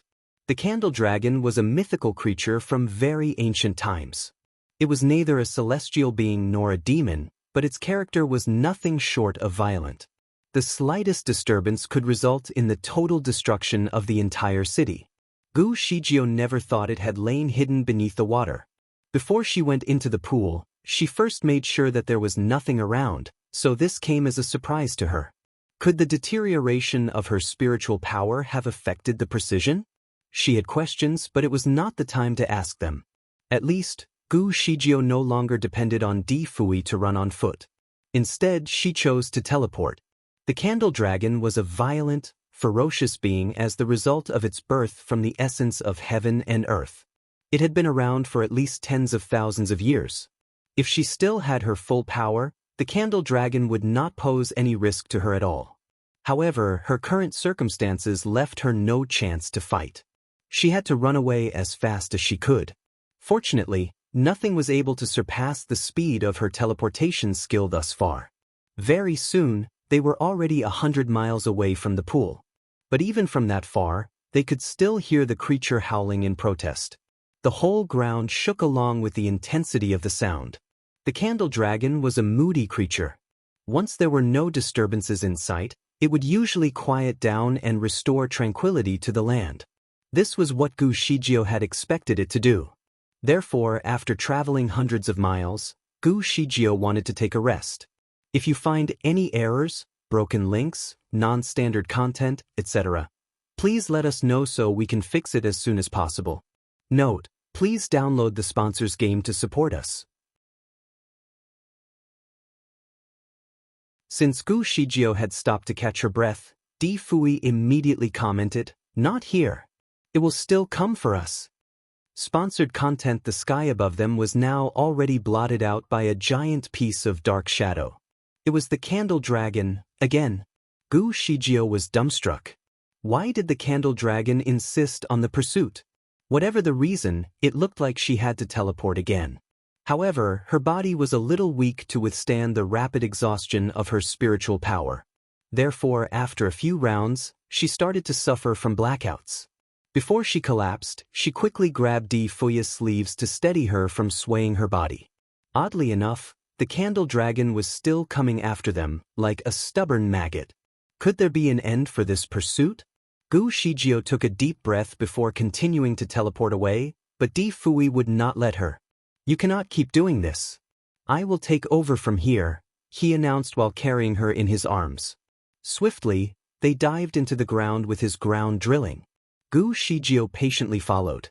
She was familiar with the ground drilling now. Even the routes reminded her of their last trip together. The path seemed to lead them all the way to the glacier. Although they did not enter the ground from the same starting point, the route remained the same. Sponsored content. At this point, Gu Shijio was absolutely exhausted. Blood rushed through her veins in an unsteady flow. She could no longer keep herself awake. Hence, she closed her eyes for a short nap in his arms. As expected, they emerged from the ground into the glacier. However, the candle dragon was capable of ground drilling, so it went into the underground in pursuit of them for a while. It soon gave up, as the routes that Di Fui used were unusual and hard to follow. Also, the puzzling spell that he used along the way managed to confuse the creature and eventually left it far behind. It was the same icy peaks and the same compaction of snow that made Gu Shijio feel at home for a moment. Even the vortex of chilly winds was all too familiar. Di Fui tripped when they first arrived and almost threw Gu Shijio out of his arms. Luckily, she was awake now and was alert of her surroundings. "I can walk by myself." Gu Shijio struggled to stand. She shuddered in the cold as soon as she got onto her feet. "Hold this." A red umbrella was offered to shield her from the snow. It was the same act of kindness from before, and Gu Shijio happily accepted the offer. "Are you hurt too?" she asked. Sponsored content. Pale and drawn, Di Fui looked just as weak as she did. Did the candle dragon do this to you? She made a guess. Di Fui nodded. The candle dragon was not even supposed to be there, was it? The pool leads all the way out to Earthsea. It used to be there, Di Fui answered accordingly. Gu Shijio knew about Earthsea. It was buried deep within the Earth's core, so it was known as the Earthsea for carrying a lot of water in the ground. Regular seawater was in crystal clear tint of blue, whereas the water that came from the Earthsea was as dark as ink. With a constant temperature of boiling water, nothing on Earth could possibly survive in the harsh environment. The location of the Earthsea was unknown. She remembered clearly that she had never been there. More accurately speaking, she had never found the place yet. Sponsored content. Surprisingly, the pool turned out to be the entrance of Earthsea. When she saw him, he must have just emerged from Earthsea. How did you come across its path? Gu Shijio was impressed by his bravery. He dared to fight a candle dragon alone. Di Fui took a black egg out of his storage bag and answered, "For this." Gu Shijio was dumbstruck. She finally knew why the candle dragon had been tirelessly pursuing them. The man had stolen its egg. It all made sense to her now. She observed the egg, which was almost the size of a basket. It was glossy on its black surface, as though associated with a circle of light around it. Are you going to hatch the egg and use the little creature as your majestic pet? The candle dragon was considered as a mythical creature, which was absolutely difficult to be subjected to domestication. It was almost impossible to be tamed and trained when it was fully grown, which led Gu Shijio to think that the egg was for domestication. Di Fui put the egg down on the snow. No, not this one. What is it about then? I heard it tastes good. If you find any errors, broken links, non-standard content, etc., please let us know so we can fix it as soon as possible. Note, please download the sponsor's game to support us. Gu Shijio did not know what to say, as what he said made absolutely no sense. She had to talk him out of the crazy idea. I honestly think that this is a reckless waste. Sponsored content. She never thought of the man as someone who ate so greedily.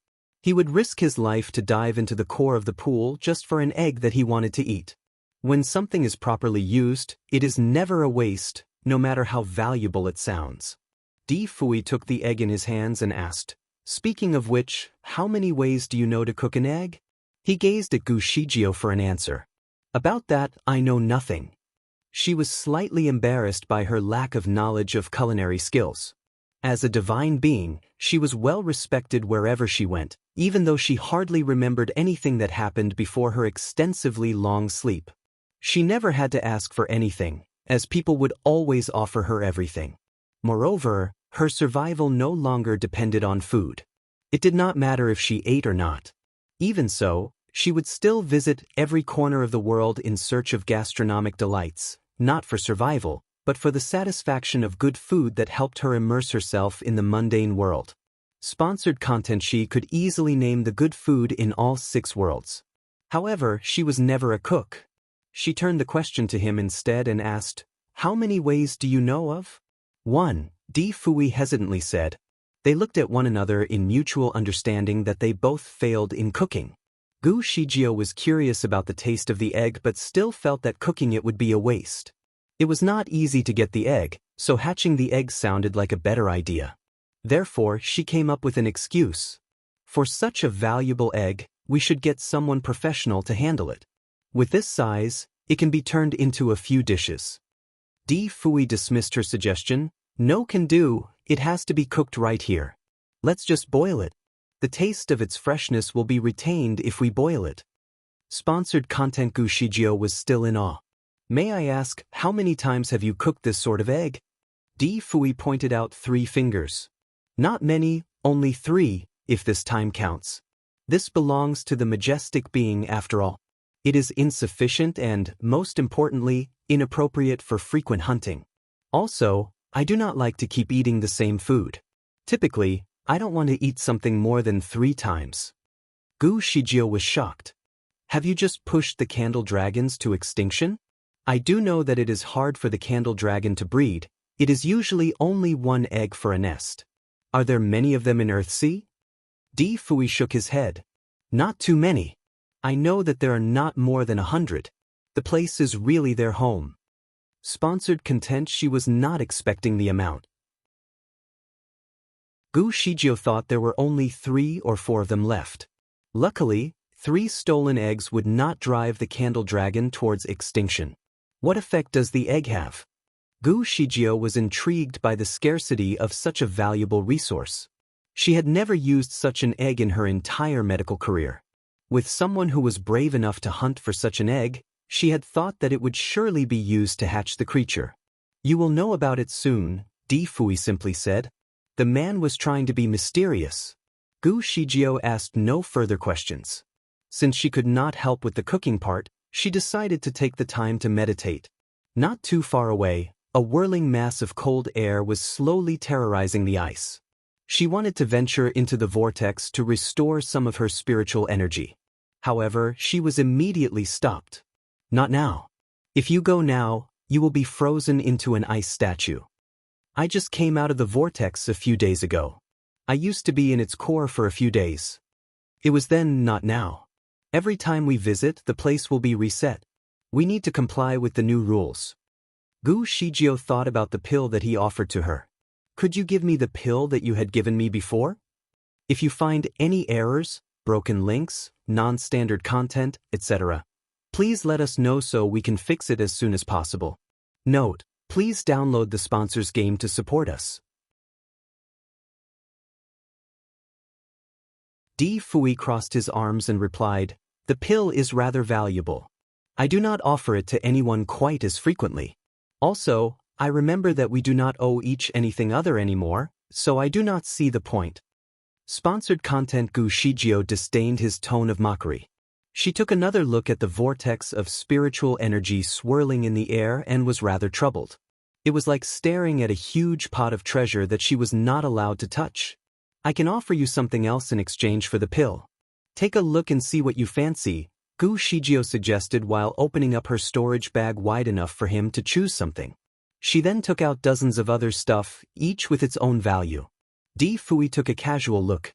"You do have many valuable things to offer, but I do not like any of these. I have no intention to trade." Gu Shijio clenched her fists in mild irritation. Determined, she proceeded to take out a pair of bracelets from a very hidden corner of her storage bag. The bracelets shone with 7 colored rays, glistening with a sense of auspiciousness and beauty the moment they were presented, as ethereal as infinite light. "I will trade the pill for this pair of bracelets." She was concerned that he might not know about the bracelet's value and added, "The jade was harvested from within the cores of the Buzhou Mountains. The pair of jade bracelets were made naturally over time. These bracelets are treasures, both equipped with spiritual senses. In times of danger, they can be turned into glass dragons to protect you." Sponsored content. She gave the bracelets a flick, turning them into a pair of glass dragons of lustrous white and yellow. The yellow one was as shiny as gold, whereas the white one was as pure as snow. They surrounded Gu Shijio obediently, winking and nodding to her. Their cuteness was almost irresistible. However, Di Fui was not interested at all. "These things are so girly. They look fancy, but are not practical." Gu Shijio, in her defense, answered, "These things are not only for girls. Have you seen these glass dragons? They will choose their own master and his or her partner. Once matched, they would hook themselves onto their newly found masters. You are still young, so I am sure there will come a time when you look for a wife. With these bracelets, it will be easy." Di Fui finally responded, "Are they made for matchmaking? Why haven't they found someone for you?" After a pause, Gu Shijio still could not hide her amusement. "As the creator of the universe, marriage is not quite suitable for me." Sponsored content. Why not? Di Fui asked. "The creator is responsible for every existence in the world. I need to be compassionate for all and not affectionate to one. Personal relationships should be avoided at all costs so that I can dispense equal justice to all." Di Fui gazed at her. "Do you mean to say that the Divine Lord should never fall in love?" "Yes." "Who made this rule?" Sponsored content. About that. "You are the creator of the universe. Everything that has ever existed, or will ever exist, is all created by you, Divine Lord. That means so are the rules. If something is not reasonable, you can always change it. Which part of it is unreasonable? Divine Lord, being in love is one of the many forms of love. You have friends and disciples, and you have shown them the qualities of kindness and humanity. Even your servant was showered with kindness. I know that you are capable of loving someone, so why should you keep yourself from falling in love? Gu Shijio was a little dumbstruck, so she started reminiscing. Many years ago, there seemed to be more than just one creator. She had a feeling that she was not alone, but could not remember anything clearly. Nonetheless, they could have passed on. Like everyone else, catastrophe would strike, and immortalization would occur. She, for example, was going through the final stage of her long life. With or without the rule, there was no reason for her to find a partner. Certainly, she was not going to share that fact with him. She did not want to linger on the topic, so with a smile, she said in a soft voice, "Young man, you are going off topic.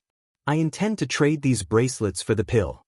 We are not here to discuss marriages. If you find any errors, broken links, non-standard content, etc., please let us know so we can fix it as soon as possible. Note, please download the sponsor's game to support us." Young man, Di Fui asked, half smilingly. Divine Lord, how young do you think I am? Sponsored content, to me, you are only a child. She then said magnanimously, I am so much older than you. Before she could utter another word, Di Fui was already flashing a mirror in front of her.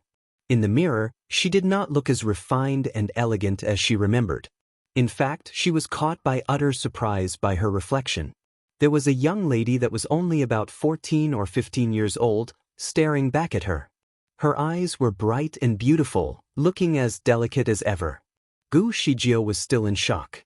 Subconsciously, she touched her face, and the lady in the mirror did the same. Something was wrong. Had the mirror reflected a different age, or did she really look that young? Sponsored content. Gu Shijio skipped all the unnecessary questions and proceeded to take out her own mirror. She would assume that it would depict reality as it appeared. The mirror was so clear to the point where one could see the pores on their supple skin. There were no filters or beautifying effects on Gu Xijia's mirror. However, the reflection in the mirror was still a young, delicate girl, nothing different from the one she saw earlier. She had become younger. No wonder the length of her dress bothered her a little.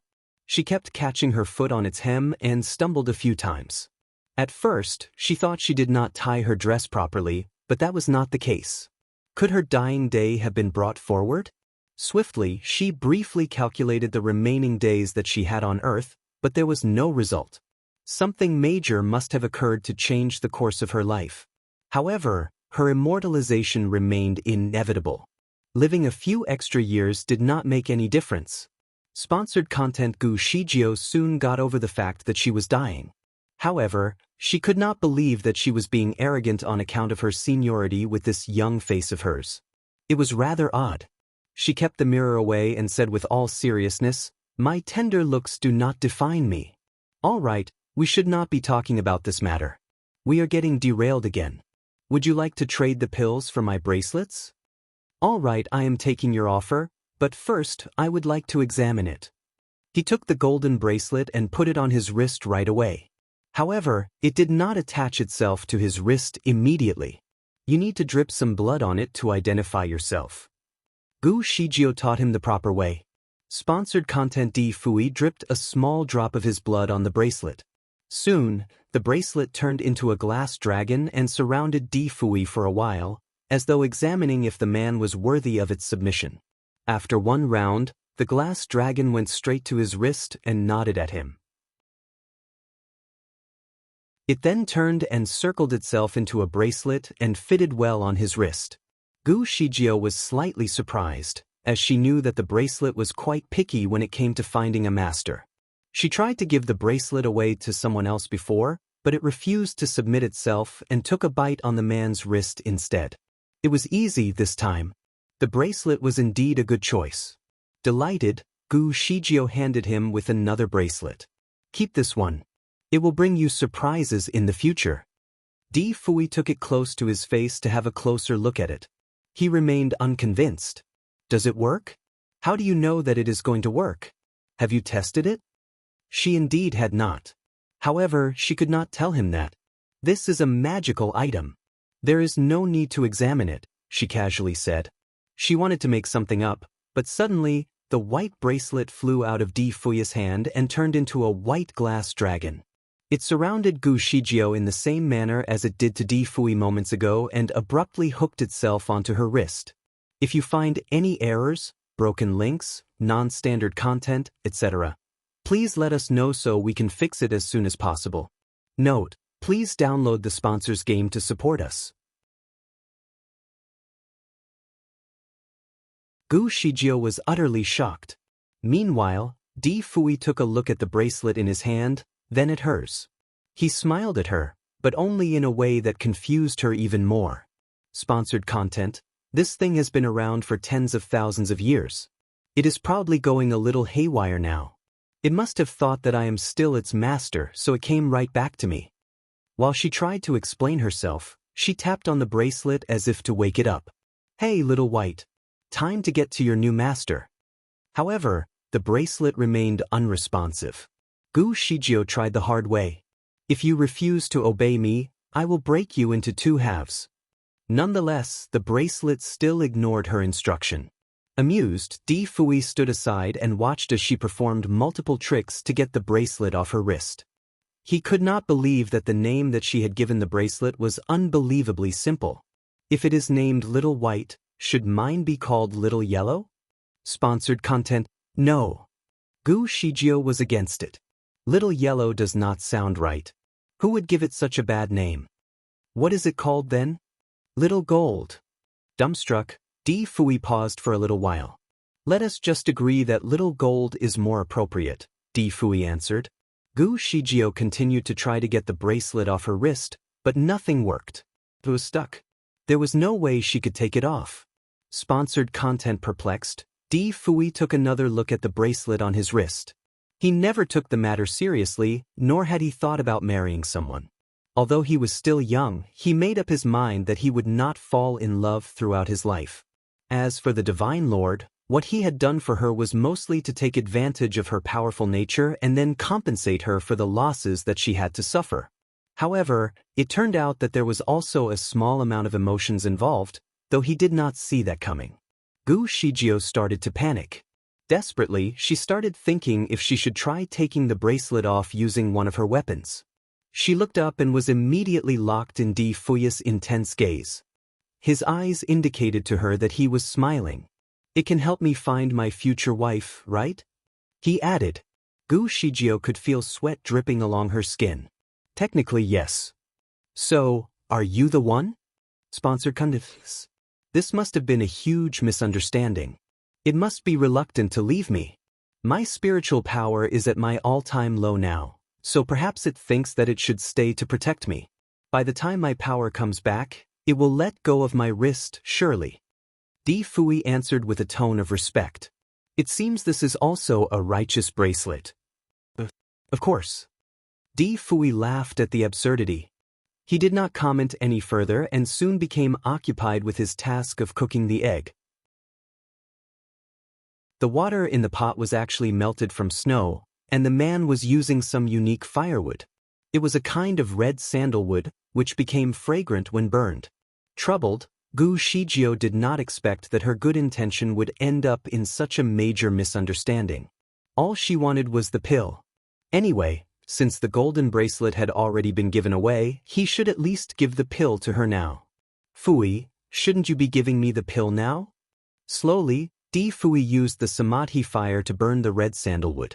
Divine Lord, what you initially offered to me was a pair of bracelets. At the moment, I only have one, and the other one is with you. Since I only have one side, should I give you only half of the pill? Gu Shijio was speechless. What use could there be with only half of the pill? Clearly, the man was wicked. He kept making up excuses to deny her request. In that case, would you please give Little Gold back to me? Gu Shijio reached out her hand to him. Di Fui glanced at the bracelet on his wrist and answered casually, I cannot take it off either. If you find any errors, broken links, non-standard content, etc., please let us know so we can fix it as soon as possible.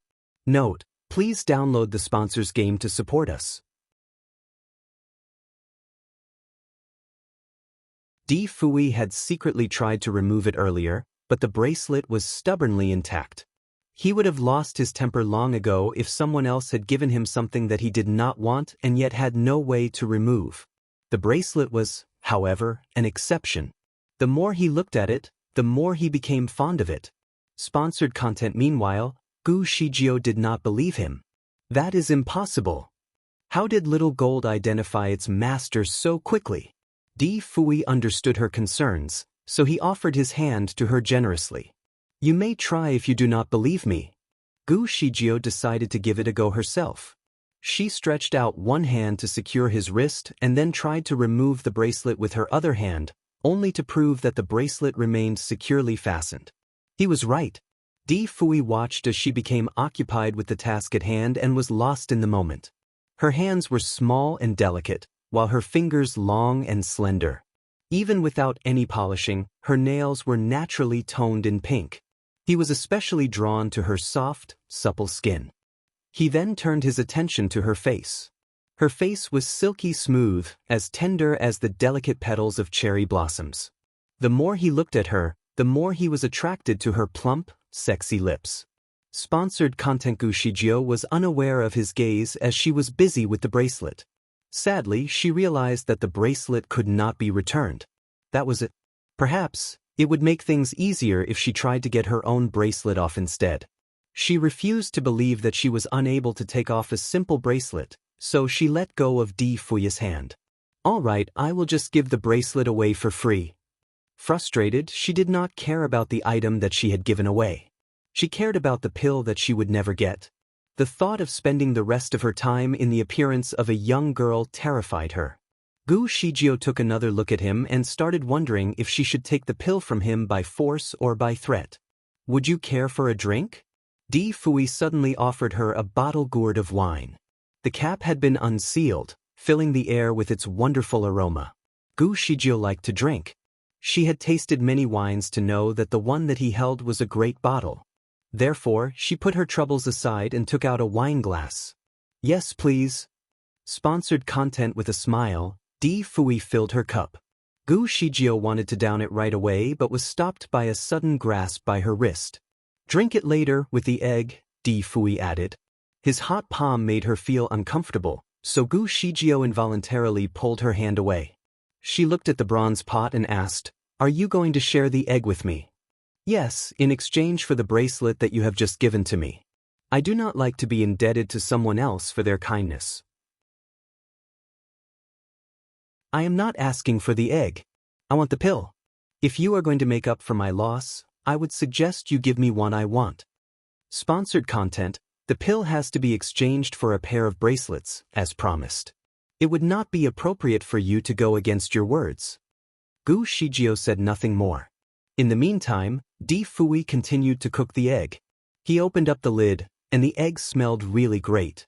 He fished the egg out of the pot and cut it into 4 pieces. Here, try it, he offered a portion to her. Gu Shijio could not vent her frustration at Di Fui. The man was quite a rascal, but he could always come out with proper reasons to defend actions. Hence, she decided to stop arguing with him. The egg had certainly caught her attention. She never knew that a candle dragon's egg was also separated into 2 parts, the yolk and the albumen. The yolk was crimson in color, in contrast with the pale shades of blue around it. It looked rather appetizing. She took her first bite and was immediately impressed. Although the egg was only plainly boiled, the taste was the opposite of plain. It somewhat reminded her of a strong, fruity taste. Also, she finally got to drink the wine. The perfect combination of the wine and the egg was beyond satisfying. The taste was addictive. Before she knew it, she already ate the entire portion of the egg. Meanwhile, 6 cups of wine were downed. If you find any errors, broken links, non-standard content, etc., Please let us know so we can fix it as soon as possible. Note: please download the sponsor's game to support us. D. Fui consumed a portion of the egg as well, but only with 3 cups of wine. Sponsored content. Gu Shijio wanted to fill her cup with more wine, so he decided to intervene. You should not overdrink this wine, he said while keeping the bottle away. However, Gu Shijio had not had enough. I am a great drinker. I will not get drunk even after a dozen rounds. If we are going to drink today, we have to go all out. You are so fussy. Is this how a man should behave? D. Fui watched as her face turned scarlet. You are way underage to drink this much, he slowly said as a reminder. Gu Shijio wanted to take away the bottle in his hand. As I said, this is only restricted to my face. As she said that, dizziness took over her head, so she staggered to her feet and swayed a little. Instead of the bottle, she fell right into his arms. Her current behavior was diametrically opposed to her usual attitude. She was obviously a little drunk, and it was easy to tell from her breaths that smelled of alcohol. Sponsored content. Fui steadied her up and said, "You are drunk." He started to regret letting her drink so much, for he had overestimated her physical capability as a divine being. He thought 6 cups of wine would not make any difference, but apparently he was wrong. I am not drunk, Gu Shijio said in a serious tone. She tried to keep her composure and stared at him with stern authority. In fact, she would have been able to pull it off if she had not downsized to the tender look of a petite girl. She tried to be serious, but it was impossible with the adorable face of hers. D. Fui tried to hold his laughter. Right, you are not drunk. Gu Shijio swayed a little in response. Of course, I can never get drunk. 1,000 cups will still be too little. This amount of wine can never get me drunk. Don't you try to fool me. Sure, I dare not fool you. D. Fui swiftly agreed. Meanwhile, he also fed her a pill. Sponsored content. Gu Shijio protested. This is not the one. Surely it is not. This pill is to get you sober. As I said, I am not drunk. I do not need it. All right, take this now, and when you are sober, I will give you the one that you wanted. Although her drunken face was adorable, her sobriety was his concern, even though he was well aware that it was probably his only chance to see her drunk. Unfortunately, she needed a clear mind in order to continue her cultivation. As he had risked a great deal to get the candle dragon's egg, he could not let it go to waste. Gu Shijio finally listened to him and took the pill. Sponsored content. Meanwhile, D. Fui casually asked, Divine Lord, do you have a name? Gu Shijio was at a loss for words. She could not think of a name, but she did not want to make a fool of herself in front of him. She proudly said, I do not need a name. She then pulled his sleeves to ask for more wine. Do you still have any wine? Let us drink some more. Apparently, she really liked drinking. D. Fui stared at her attentively. It makes me feel rather estranged to keep addressing you as the Divine Lord. May I give you a name? What about Shijio? Good one. I did not expect you to come up with such a good name. Gu Shijio pulled his sleeves even tighter. What if you become my disciple? Once you become my disciple, you can give me any name that you like. Dumbstruck, D. Fui certainly did not foresee the plot twist. Usually, the master would be the one naming the disciple, not vice versa. He looked at her tender face again and said, All right, if you agree to the name, I will agree to become your disciple, he jokingly said. Gu Shijio was impressed with the young man's ability. To be honest, she had always wanted him to become her disciple. However, the only thing that she did not like was his cold and calculative mind, which was why she took so long to ask. Also, D. Fui was an arrogant man. Even if she asked him, he would definitely not agree to her proposition. The man's kung fu was unique and of his style. Even without a master to guide him through, his future would still be very promising. If you find any errors, broken links, non-standard content, etc., please let us know so we can fix it as soon as possible. Note: please download the sponsor's game to support us. Since Gu Zijia's life was already coming to an end, it seemed pointless for her to pursue a disciple that did not need her. Hence, she never really brought it up. Sponsored content nevertheless. Now that she was drunk, filter in her mouth and brain no longer worked. She finally told him what she had been thinking all this time.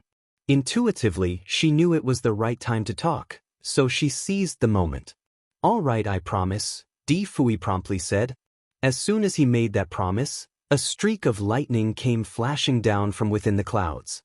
The dazzling streak surrounded the duo like gilts flying around the air. Di Fui was dumbstruck by what had happened. Gu Shijio, on the other hand, seemed very happy.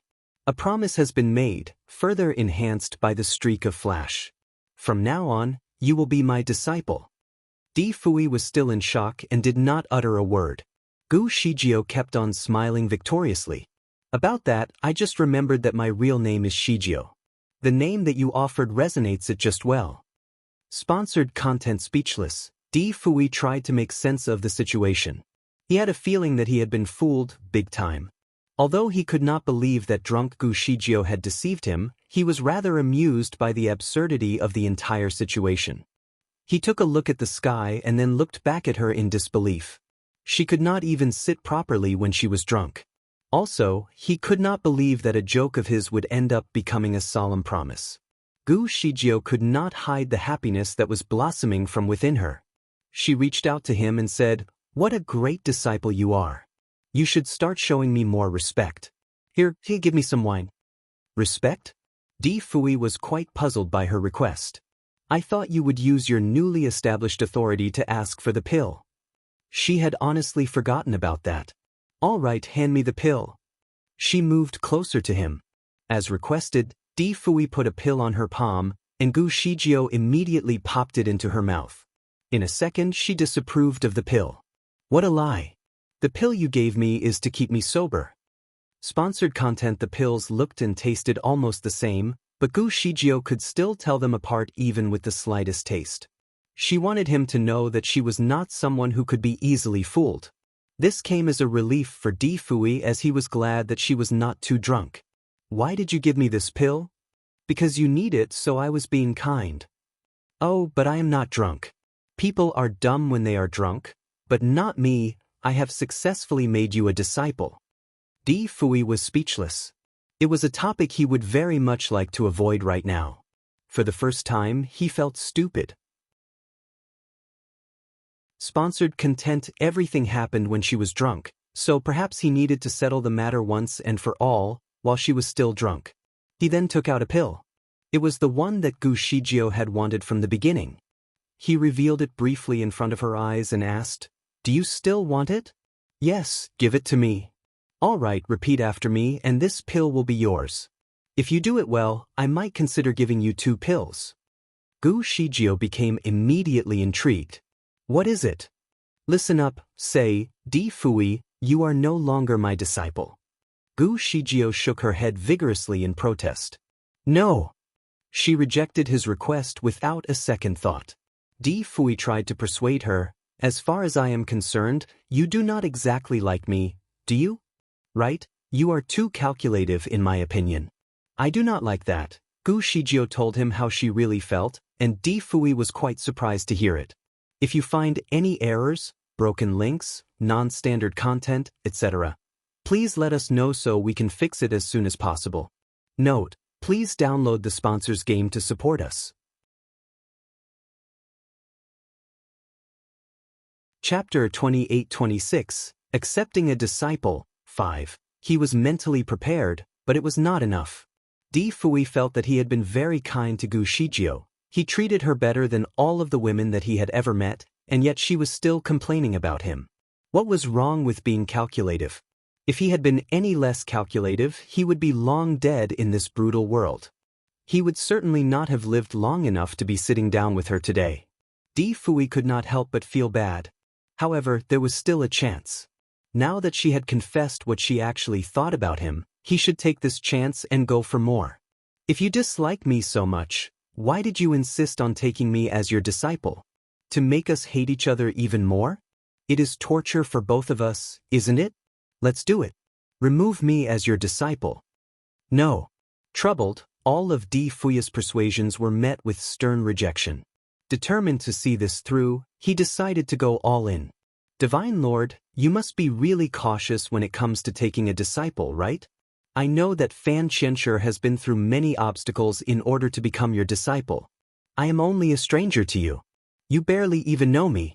I can be much worse than who you think I am. Gu Shijio blinked at him after that remark. How bad can you possibly be? Di Fui exaggerated. I do not like to be controlled by anyone or anything. I do not even care if it is an act of kindness. I have done many things that hurt the people who cared for me. Many years ago, I was homeless and a man brought me in, but he never stopped trying to convince me about being his disciple. In the end, I killed him because he was annoying. Gu Shijio gave him a look of disbelief. I do not buy that. She knew that he would not do something that destroyed his conscience. With a smirk, he continued in a wicked tone, You may know my face, but you do not know my heart. You have no idea who I really am. Gu Shijio stared at him blankly with her eyes wide open, so he was not sure if she was in shock or that she did not care about what he was saying. Nevertheless, she looked adorable. In fact, Di Fui had tried very hard to suppress his urge to caress her hair. Slowly, he shifted his body towards her and continued, Also, I like to flirt with my master. Once, a woman's life was made miserable because of me. Quietly, Gu Shijio continued to gaze at him in a lack of engagement. Di Fui lowered his body to look into her eyes and then grasped her by the wrist and said, After hearing all these stories, do you still want to keep me as your disciple? Aren't you worried that I might do something bad to you, too? He tried to keep his voice low to sound as creepy as he could. He wanted her to feel a sense of danger.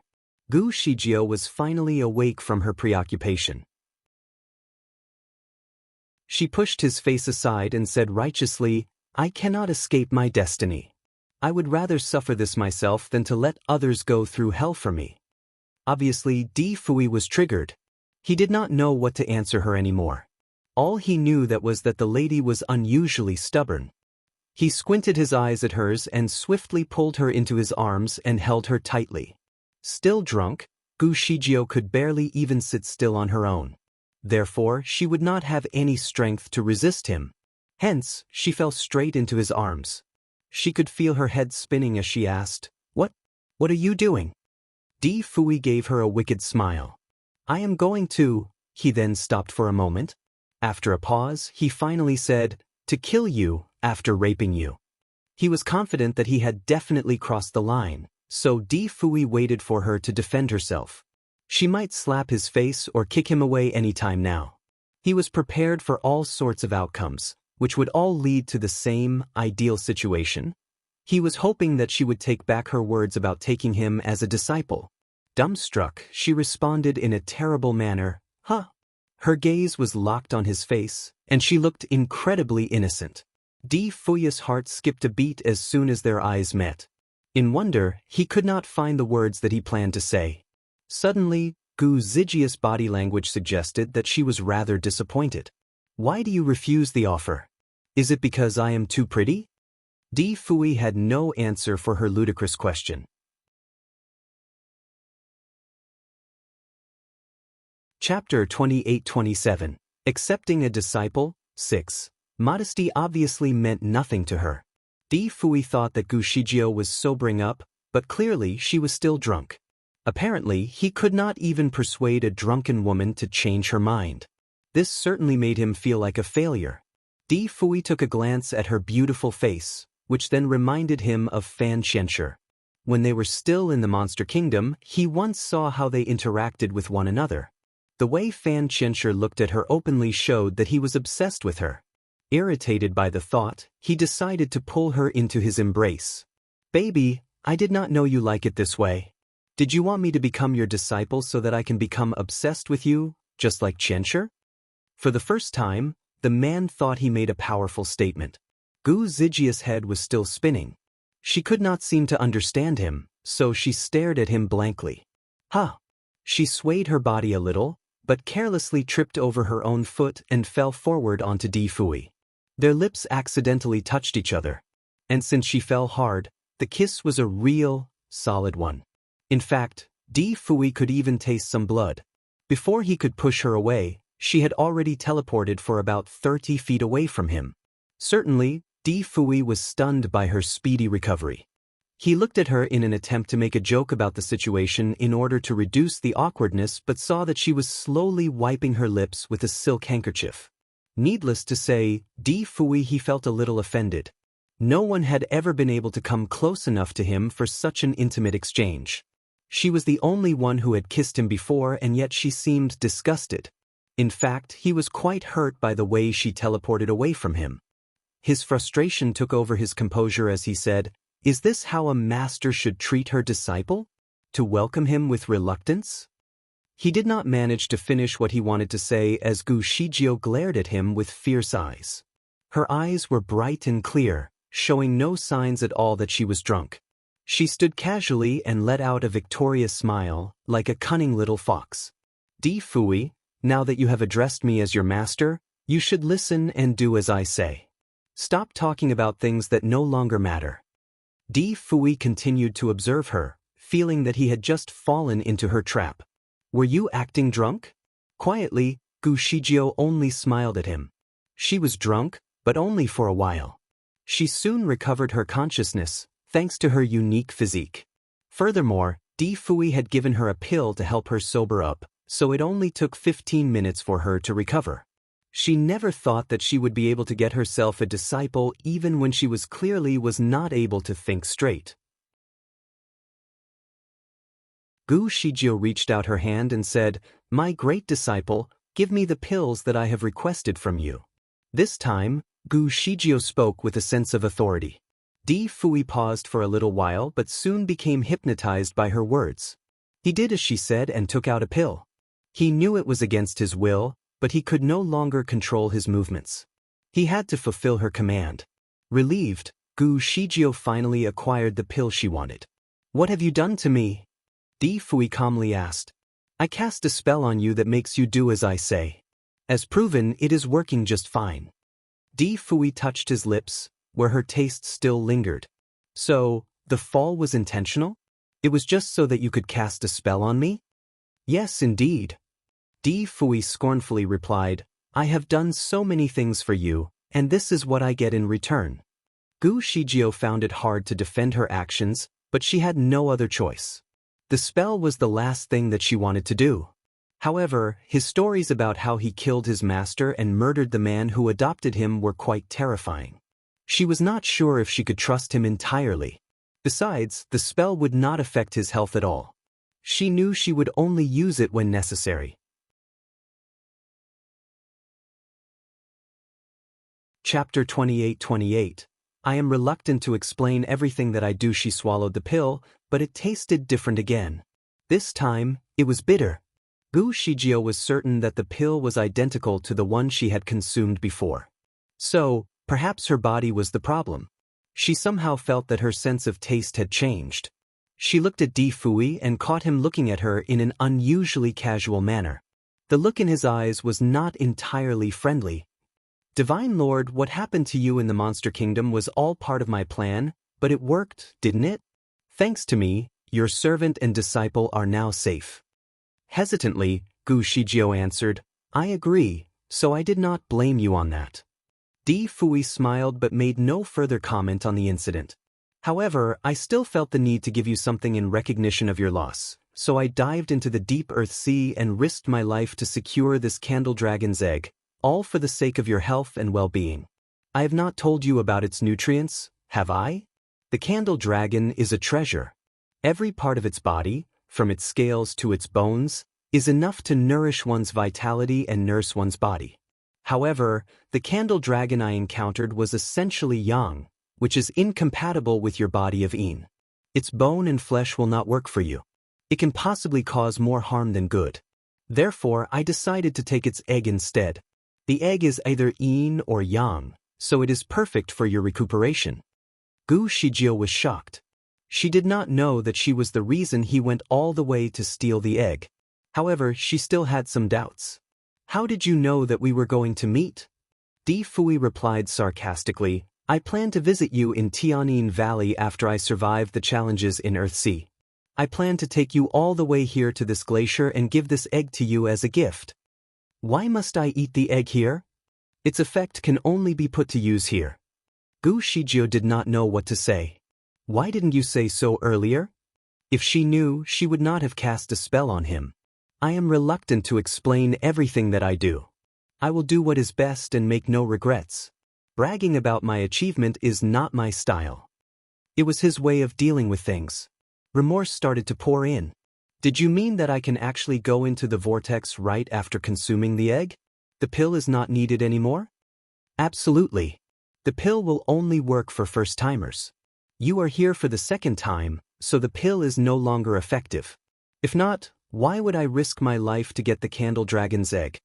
Gu Shijio remained silent. She finally knew why the pill tasted different. It was because it no longer worked. If he had told her about his plan, she would not have tricked him. Nevertheless, it was all too late now. Di Fui looked at her steadily and intently.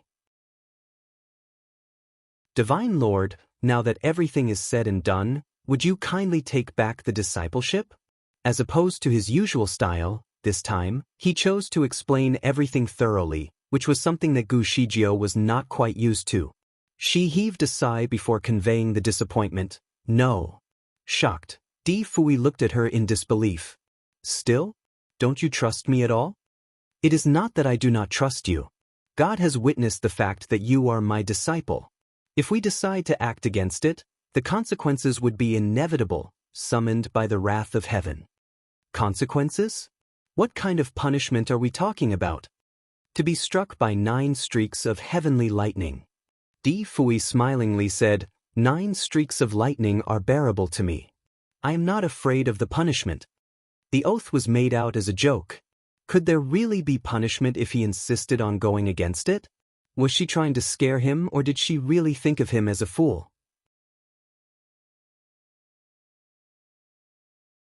Chapter 28-29. I am reluctant to explain everything that I do, too. Even if there was any punishment, he was not worried. He was willing to take the risk to regain his freedom, even if that meant depleting half of his spiritual power. In fact, it was Gu Shijio who seemed more troubled. I am worried.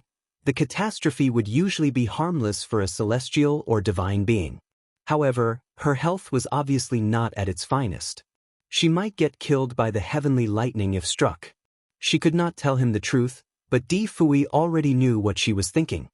He said sarcastically, as a divine lord, are you really worried about a few streaks of lightning? Gu Shijio insisted on keeping her deterioration as a secret. She could not tell him that she was already dying, albeit slowly. I have my own reasons. I hereby reassure you that I will not use my status as your master to make you do anything. If you are reluctant to announce it publicly, we can keep this between us. Also, I will stop using the controlling spell. This was the best she could do. Filled with guilt, she decided to give him a little something in return. She then took out a shiny, purplish pill from her storage bag. This is the marrow-washing purple pill. Take 1 pill, and it will fuel your spiritual power, equivalent to 1,000 years' worth of cultivation. There was only 1 pill left, as it was produced from an extremely rare kind of herb from almost tens of thousands of years ago. She did not remember most of the things in her distant past, but the pill had made a profound impression on her as its production was a rather tricky process, thus making it so valuable. She had been through a terrible time trying to produce the pill. Only under 3 strict conditions could the pill be produced. Firstly, she needed to channel her full strength to create a steady flow of firepower. Secondly, all kinds of rare herbs were required in the process. Lastly, she must have the right alchemy skills to produce the pill. As of this moment, she had the skills, but not the strength. She did not even have the herbs anymore. Therefore, this pill was the only one left. It was impossible to get more. Gu Shijio cherished the pill very much as it could help to increase one's spiritual power by a tremendous scale. In fact, it could also resurrect the dead as long as the person was not dead for more than 3 days. The pill was her last hope, in case she needed more time to organize her passing when her life was almost coming to an end. With the pill, she estimated that she could extend her lifespan for at least 3 to 5 years. But now, she was giving away the pill as a gift. Before Gu Shijio even had the time to explain the nature of the pill, it was simply dismissed by Di Fui from her hand. I do not care. He pushed it hard so the pill went flying across the air. Unfortunately, it landed in moving water, so as soon as it touched the water, it vanished completely. Shocked, Gu Shijio teleported to the river. Sadly, it was too late for Gu Shijio to get the pill. She was the one who made the pill, so she knew it would dissolve as soon as it was in contact with water. Even if she jumped into the water, there would be nothing left for her to trace. Thence, she had just lost something of great value to her. Trembling, she glared at him furiously. How could you? Di Fui seemed even more annoyed, so he answered in an unfriendly manner. Are you trying to make me surrender my freedom for this pill? Never. He could not care less and decided to leave right away. Gu Shijio could not say anything much to defend herself. She paused for a moment before heaving a sigh. Later, she sat calmly on a snow-capped rock and started contemplating. The pill was not even meant to exist, so perhaps its disappearance was destined. But his exaggeration certainly came as a surprise to her. She would not have forced him to become her disciple in the first place if she knew this was going to happen. What a regret, she thought remorsefully.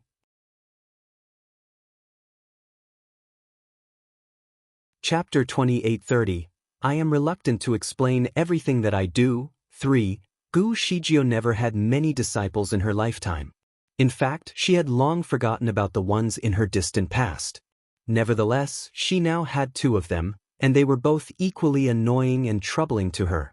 She knew that Fan Qianshi was no ordinary boy when they first met. He had always wanted to achieve more.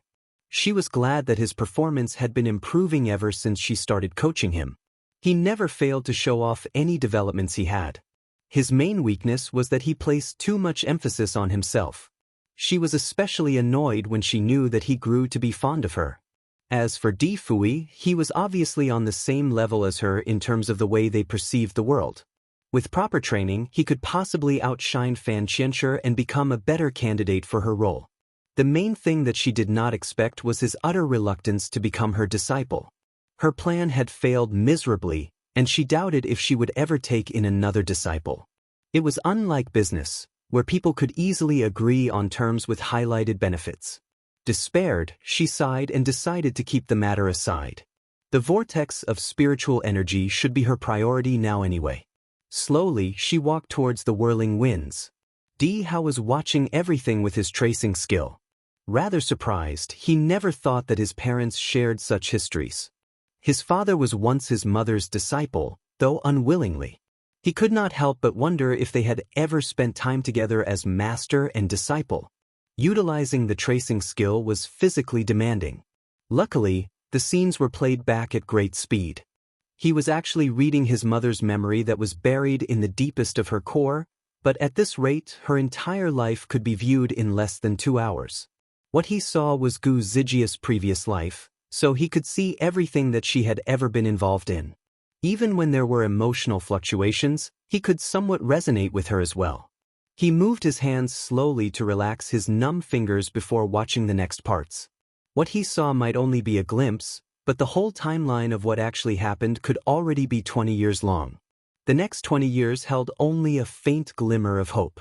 Gu Zijia's health had become irrevocably worse, but she never showed her weaknesses to anyone. Every year, she would visit the glacier to meditate so that her unparalleled beauty and youthful looks could still be maintained. Her kung fu was also maintained at the same level, with more or less 20% left. Many things had happened.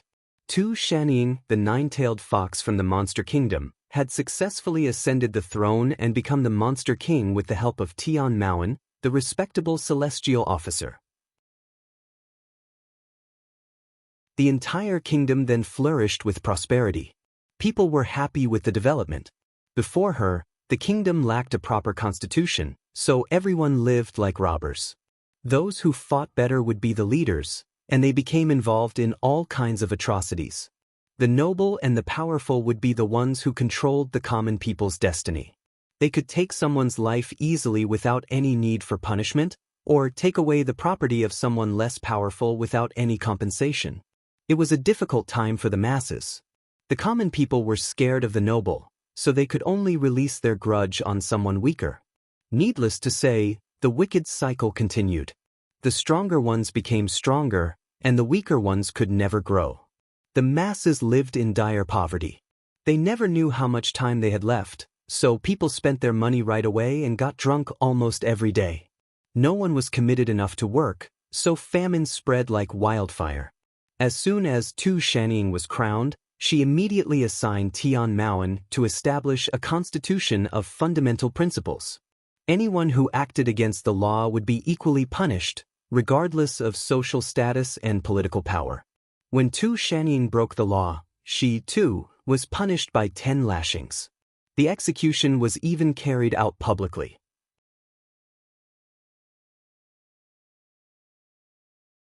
Chapter 2831. I am reluctant to explain everything that I do, for Tian Maoan personally carried out the lashings. As a result, Tu Shanying's back was badly mutilated. The entire scene was rather violent. Alarmed, the incident had become a warning for everyone. The punishment served as a deterrent to others. Since then, the constitution was strictly abided to by everyone. Watching their leader get publicly punished, they knew they would face the same consequences if they broke the law. When Tu Shanying was lashed, Gu Shijie was present, along with Fan Qianshi and Wu Qianyan. All three of them were disguised to blend into the crowd. It had been 6 years after their unhappy separation in the glacier. It was also the first time that she saw him again since then. She noticed that Di Fui had a significant increase in his spiritual power. Even as an officer, he managed to win the hearts of many. As soon as the man's carriage showed up, people immediately fell onto their knees to pay him the highest respect. It was rather spectacular. Gu Shijie and her companions were sitting on the roof of a restaurant not too far away from the execution ground, unnoticed. She continued sipping her drink while casually enjoying the view from the top. Fan Qianshi and Wu Qianyan were simply spectators. "Young master, what do you think about this matter?" Wu Qianyan suddenly asked. Astonished, Fan Qianshi answered, "I will be the same someday. No, I will be better and stronger than him. I want all 6 worlds to surrender themselves to me. I will bring them to their knees and make sure they do everything as I ask." He sounded like Emperor Qin, who had the wild ambitions to unify the broken kingdoms into one empire. Wu Qianyan was obviously stunned by his response. Concerned, she gave Gu Shijie a quick glance and caught her looking at them. Fan Qianshi immediately noticed that something inappropriate had slipped from his mouth. He knew that what he said would probably anger his master. Smilingly, he quickly corrected himself, "I was only joking. You see, I am the disciple of the creator of the universe, so I am obliged to serve the people and eradicate their karmic obstructions. Wealth means nothing to me. However, in order to properly carry out the strict enforcement of the law, one must be superior and respected by many, just like our master. She is admired and respected by the people of all 6 worlds, so any of her commands will be properly executed. Power is important as long as one intends to put it to good use." He made good points to cover up his previous slip of the tongue. Wu Qianyan seemed quite lost but nodded at him anyway. "Young master is wise indeed." Fan Qianshi smiled victoriously. He then took a glance at Gu Shijie and saw her swirling her cup of wine. She seemed to behave rather casually, so he was not sure if she had heard what he just said. Determined to find out, he decided to ask, "Master, was I right?" Gu Shijie looked at him and asked, "Are you jealous of his wealth or his power?" Fan Qianshi hesitantly replied, "His power, for sure. Without power, he cannot enforce the laws of the kingdom." Gu Shijie was quite disappointed. She could already see his wild ambitions in spite of his humble gesture. Although power and enforcement seemed inseparable, the result could be entirely different if one put too much emphasis on the pursuit of power. Troubled, she knew that she needed to teach him better. She then turned to look at the execution ground and saw that Tian Maoan was already carrying out the punishment. The ruler of the monster kingdom looked very pale and injured. The wounds on her back were bloody and gore. There was not a sound from the public. The only sound that everyone could hear was the sound of his whip from each lash. Abruptly, Tian Maoan suddenly turned and looked icily in her direction. What he saw was her departure, along with her companions. Annoyed, His fingers tightened as he beat the ruler with another strike. Unable to concentrate, his strength was harder than before, so Tu Shannying was the one who suffered the most pain. The last whip almost shredded her skin wide open.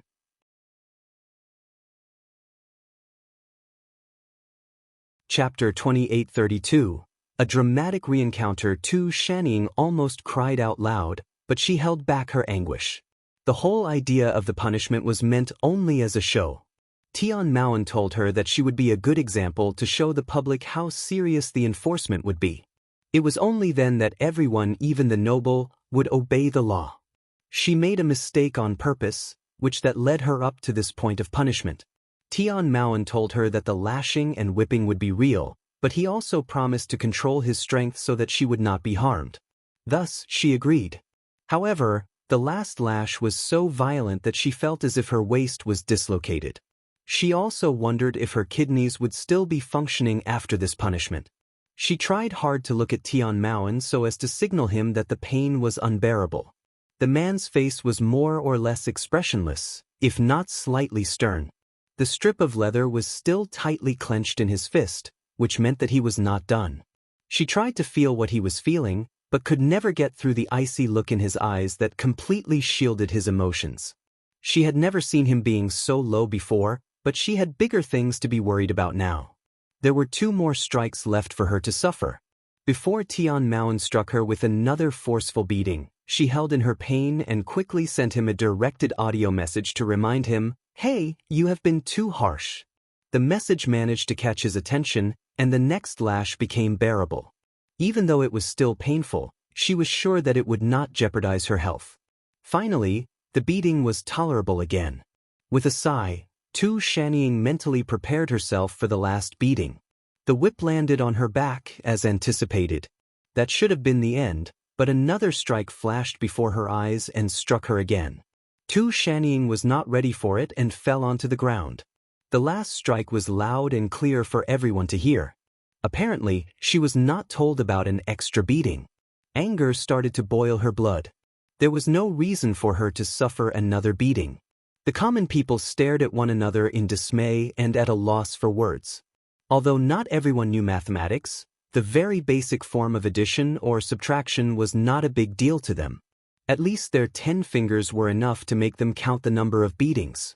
The spectators could feel the pain that the ruler of the monster kingdom had to endure. With each beating that was lashed onto her, they could feel their hearts quivering in pain as well. Everyone counted along subconsciously, so they knew that there was an additional beating. The last one was uncalled for. Enough. A voice called out loud. Tian Maoan heard the voice and looked down at Tu Shanning. He noticed that her eyes were raging with fury. "Dear celestial official, what is the matter with you?" Tu Shannying directed her frustration through a directed audio. "You lashed an extra whipping."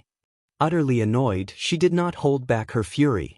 There was no time for her to care about her reputation as a gentlewoman now. Di Fui did not answer her directed audio. Instead, he turned to look at the surrounding crowd and calmly said, "As the ruler of the monster kingdom, she is also responsible for breaking the law, though she should not have. She has to be punished more severely with an extra beating. This serves as a warning to the rest of you." Puzzled, the crowd looked at another helplessly. Soon, they all nodded in obedience. The last beating became more reasonable to them after his explanation. Nevertheless, Tu Shannying was still in disbelief. She was still gritting her teeth in annoyance. "Are you sure that the last beating was not caused by your lack of concentration?" She sent another directed audio. Tian Maoan gave her a quick, stern look. "Assume it however you like." He then tossed the strip of leather away and left. The people were actually impressed by their ruler. Not every leader, especially one that was a woman, would lead with such an example. She had proven herself to be a great leader. Certainly, the goal was achieved as well. With that message, the crowd warned one another that the law must not be broken, or they would end up like their leader. Gu Shijio did not stay for too long in the monster kingdom. After visiting the trial grounds, she left along with Wu Qianyan and Fan Qianshi.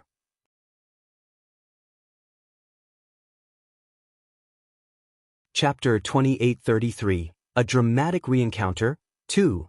In order to train them, Gu Shijio had traveled to many places with them to immerse them in different cultures and practices. Traveling thousands of miles was better than reading thousands of books. She believed that these excursions would help Fan Qianshi, as he certainly did not have a problem retaining any theoretical knowledge. What he really needed was practical training. Gu Shijio was a responsible master. She needed to teach him everything she knew before her final moment came so that he could properly succeed in her role. Fan Qianshi did not disappoint her. He understood everything that she taught him very quickly. It was even easier when she taught him Kung Fu. Throughout the years, all three of them had been to many different worlds. Gu Shijio only hoped that the exposure could help Fan Qianshi and Wu Qianyan become better. In order to maintain her remaining spiritual power, she would visit the glacier once every 6 months to a year. The power of the candle dragon's egg still remained in her body. Thus, it shielded her from the extreme cold. However, every time she visited, the duration of her stay had to be extended. Her condition had worsened over time, so it gradually became more difficult for her to feel the flow of spiritual power in her body. The recovery of her kung fu became just as difficult too. Occasionally, she would bump into Di Fui during her extensive travels, but she would always take another path to avoid him. She decided not to bother him anymore since he was unwilling to become her disciple. Thus far, she had not told anyone that he was her disciple. They were the only ones who knew. She never took advantage of the spell to control him to do things that were against his will. They only bumped into each other a handful of times in the past 20 years, but they never talked. They had not even taken a proper look at one another. Meanwhile, back in the Monster Kingdom, it was safe to say that the punishment inflicted on their leader had served its purpose. Every citizen adhered to the laws that were in place, thus pushing the kingdom into a stable phase of development. The Monster Kingdom led by example, so all the other kingdoms adopted their method and applied it to their own societies. Needless to say, most leaders were also well aware about Tian Maoen's presence and his help in progressing the kingdom. Therefore, all of them became desperate to have the celestial officer come over to help. Sooner or later, Tian Maoen's name as the celestial officer became widespread in all 6 worlds. After punishing the Monster King, Tian Maoen had left the Monster Kingdom for good. When he made his appearance again after some time, he already became the great sorcerer of the Celestial Kingdom. With the support of the Emperor Immortal, he then began a series of reformations in the Celestial Kingdom as well. The Emperor Immortal was a capable man with a soft heart. The people around him always swayed his decisions. Sometimes he did not even have the heart to punish his officials. Even when a great crime was committed, he would easily change his mind about the punishment when someone started crying and begging for mercy. Eventually, most death penalties would simply be replaced with simple punishments. Thus, the Constitution became negligible. Many officials still violated the law, even with full knowledge of it. Both civil and military officers had their little circles of accomplices, each with their own plans to overthrow the government. The respect that they had for the Emperor Immortal was only superficial, as they never truly looked up to him. In order to protect their own interests, the civil and military officers would form gangs to fight against one another, sending the government into a hot mess of chaos with no unity whatsoever. The common people were just as chaotic, like their own government. The Emperor Immortal knew that the chaos was partly his fault. As soon as he heard about Tian Maoen, he personally went to the lower bound to invite him over to the Celestial Kingdom. Surprisingly, the man agreed to follow him. During his first year, Tian Maoen barely did anything. He casually strolled around the Celestial Kingdom almost every day, as if enjoying his retirement. He managed to steer clear from getting any enemies, mostly due to his good looks. Being knowledgeable was also an advantage, so he soon became friends with many celestial beings.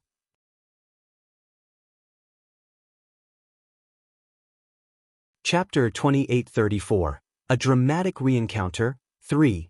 Indeed, many took his friendliness with caution.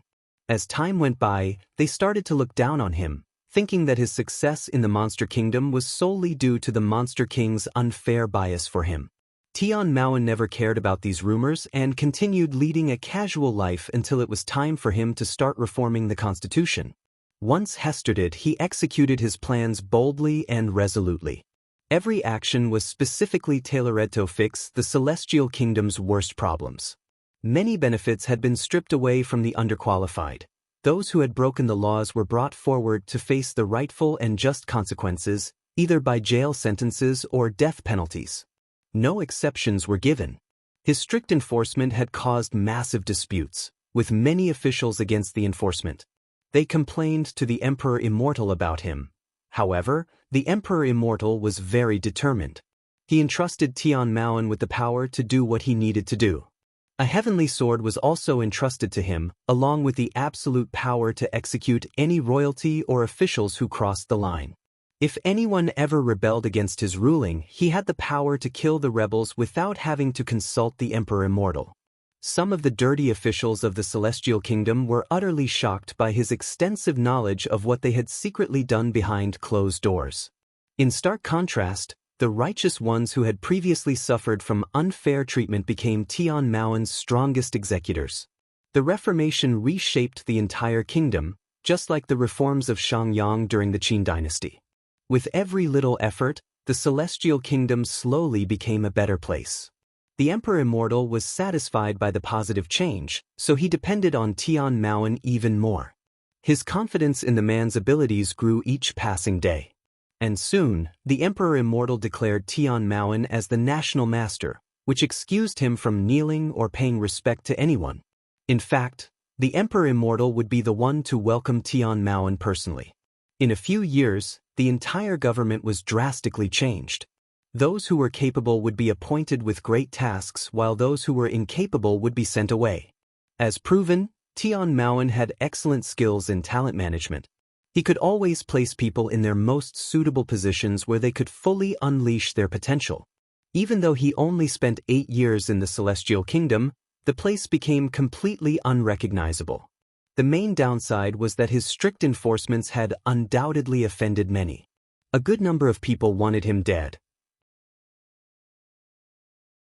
These people even tried to send assassins to end the man's life, but to their disappointment, the National Master was not only an excellent politician but was also equipped with great kung fu.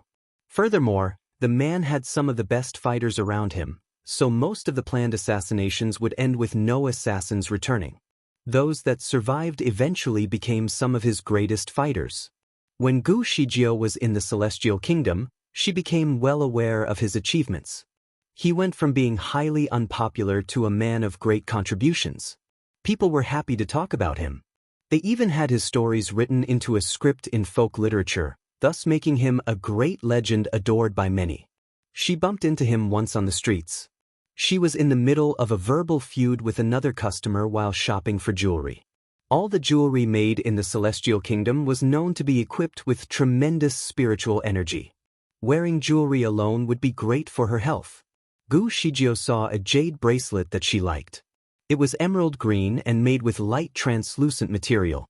Her unpleasant incident with the bracelet that was currently attached to her wrist made it difficult for her to have a liking for other bracelets. Although she really wanted to conceal the bracelet that she already had on her wrist just to get it out of the public's eyes.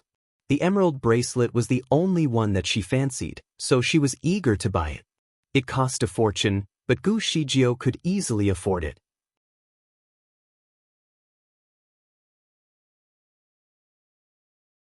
Chapter 2835. A dramatic reencounter. 4. Gu Shijiao was wealthy enough to afford anything that she wanted. She wanted to buy the bracelet for herself, but Fan Qianshi insisted that he should be the one who bought it as a gift for her.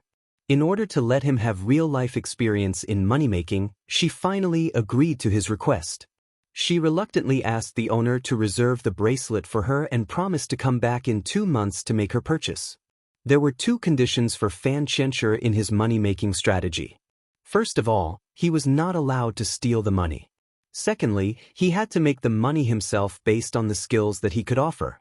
For 2 months, Fan Qianshi worked his heart out in the Celestial Kingdom to collect the amount of money needed for the bracelet. Therefore, he could not hide the look of his excitement on his face when he could finally afford it. Quickly, he took Gu Shijio back to the shop to pay for the bracelet as soon as he had accumulated the money. However, they arrived at the shop, only to realize that the bracelet had been brought out on display again and that there was a lady who seemed to be interested in the bracelet. The lady looked so delighted with it that she could hardly put it down. Just a moment later, he was ready to pay. There was only one bracelet, but two buyers. Both agreed to the price and were desperate to get it. The owner thought about it and suggested that they bid for it. Thence, the bracelet would belong to the side that offered the highest price. Fan Qianshi did not have more money than what he initially needed. Therefore, the bracelet would become unaffordable to him, with only a slight increase in price. He would definitely lose the bid. His face turned red as he was obviously frustrated and annoyed at the shop owner. The lady noticed his expression and arrogantly said, "Can't you even make a bid? If you are poor, perhaps you should not even be competing for this bracelet. It belongs to me." The remark filled Fan Qianshi with indignation. In fact, Gu Shijio was offended by the remark as well. The latter's rude behavior towards her disciple provoked her, so she decided to compete for the bracelet herself. Smilingly, she placed a stack of cash on the table in a bold manner and said, "Let's bid." The stack of cash was worth 100 times more than the original price of the bracelet, so the owner stood frozen and gasped in disbelief. He then turned to look at the lady, curious as to what she might do. The lady was equally astonished. She did not have this amount of cash with her at the moment, so there was no way she could continue bidding. Her mouth was left ajar in shock. Proud and elated, Fan Qianshi scornfully responded, "Can't you even continue the bidding? If you are poor, perhaps you should stop competing for this bracelet. It belongs to me now." He used her words against her. The latter's face could be seen blushing scarlet, as there was nothing she could say. Meanwhile, the owner was happy with the amount of money that he had just made. Delightfully, he wrapped up the bracelet with care before handing it to Gu Shijio. "Miss, this is yours now." Gu Shijio was ready to take it when a man suddenly interrupted the business transaction by holding the bracelet down. "Wait." His long, slender fingers caught her attention. She could not help but notice how fair his skin actually was now that he was so close to her. Furthermore, there was an emerald jade ring on his thumb to highlight his exquisite fingers. Gu Shijio looked up and saw the mask that was made explicitly for Tian Maoan. His glistening eyes were the only features that she could see on his face. She could recognize him even at first glance, but she acted as though they had just met. Calmly, she pulled her hand away from the bracelet and asked, "What else do you have to say?" The owner knew immediately that the man was the national master, for the mask that he was wearing was of his signature style. Panicked, he quickly kneeled to pay Tian Maoan respect. Gu Shijio knew very well that the man was Di Fui. He could tell that he was glancing at her and probably sizing her up. After all, it was their first proper encounter after 20 years. Nevertheless, the way she looked at him was rather unfriendly, like two strangers who had just met. He then looked away and focused on the lady instead. "Yan Qing, what is the matter?" The lady took a moment to find her words before telling him the entire incident in bold and straightforward terms. From her version of the story, she said that she was the first to see the bracelet. Gu Shijio and her disciples then abruptly interrupted her and decided to compete for the bracelet with her. Without that much money, she knew that she did not stand a chance to win the bid.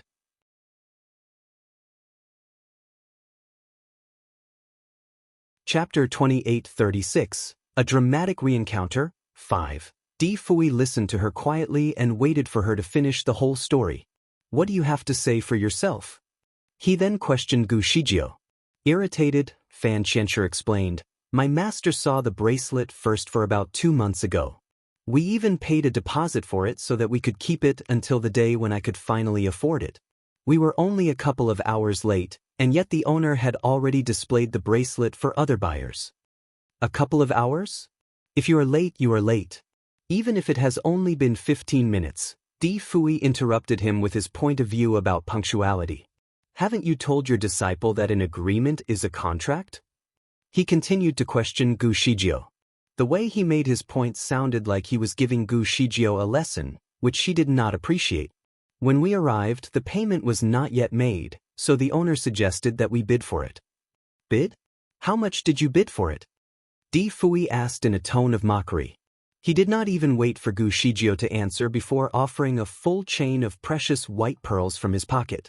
He placed the pearls on the table, blinding everyone there with the pearls' eye-catching brilliance. Each pearl alone was worth 10 times more than the bracelet. There were 108 of such pearls, and the total value of it all was impossible to be measured precisely. I will use this chain of pearls to bid for it, Di Fui proudly announced. The owner could not be happier for his sheer luck of fortune. He then turned to Gu Shijio, patiently waiting for an answer. Gu Shijio took a look at the chain of pearls, and then to the bracelet, and became convinced that Di Fui must have lost his mind. She wanted to buy the bracelet at first because she could easily afford it, but Fan Qianshi insisted on earning her one. He had been working non-stop for 2 months in order to meet the amount of money required, so she could not let his hard work go to waste. Then she agreed to enter a bidding war. The amount that Di Fui had offered was almost 1,000 times more than the original price. He seemed determined to win, with quite a sense of lavish generosity. It seemed odd that he would be willing to do so much for a woman she barely knew. Gu Shijio observed the lady next to him and acknowledged that she had a beautiful face. Her stature was certainly graceful, and the look in her phoenix eyes was undeniably inviting. Perhaps the woman was the reason that he had gone mad. Nevertheless, Gu Shijio was reminded of a sense of guilt that she had been carrying since their last encounter. If he was buying the bracelet for a woman he cared about, she did not want to complete for it with him. Therefore, she swiftly kept her stack of cash away. I no longer want to bid for this bracelet. It is yours now. Fan Qianshi was reluctant to give up. But master, you like the bracelet so much. Gu Shijio had to stop him there. We do not have to comment further on this bracelet.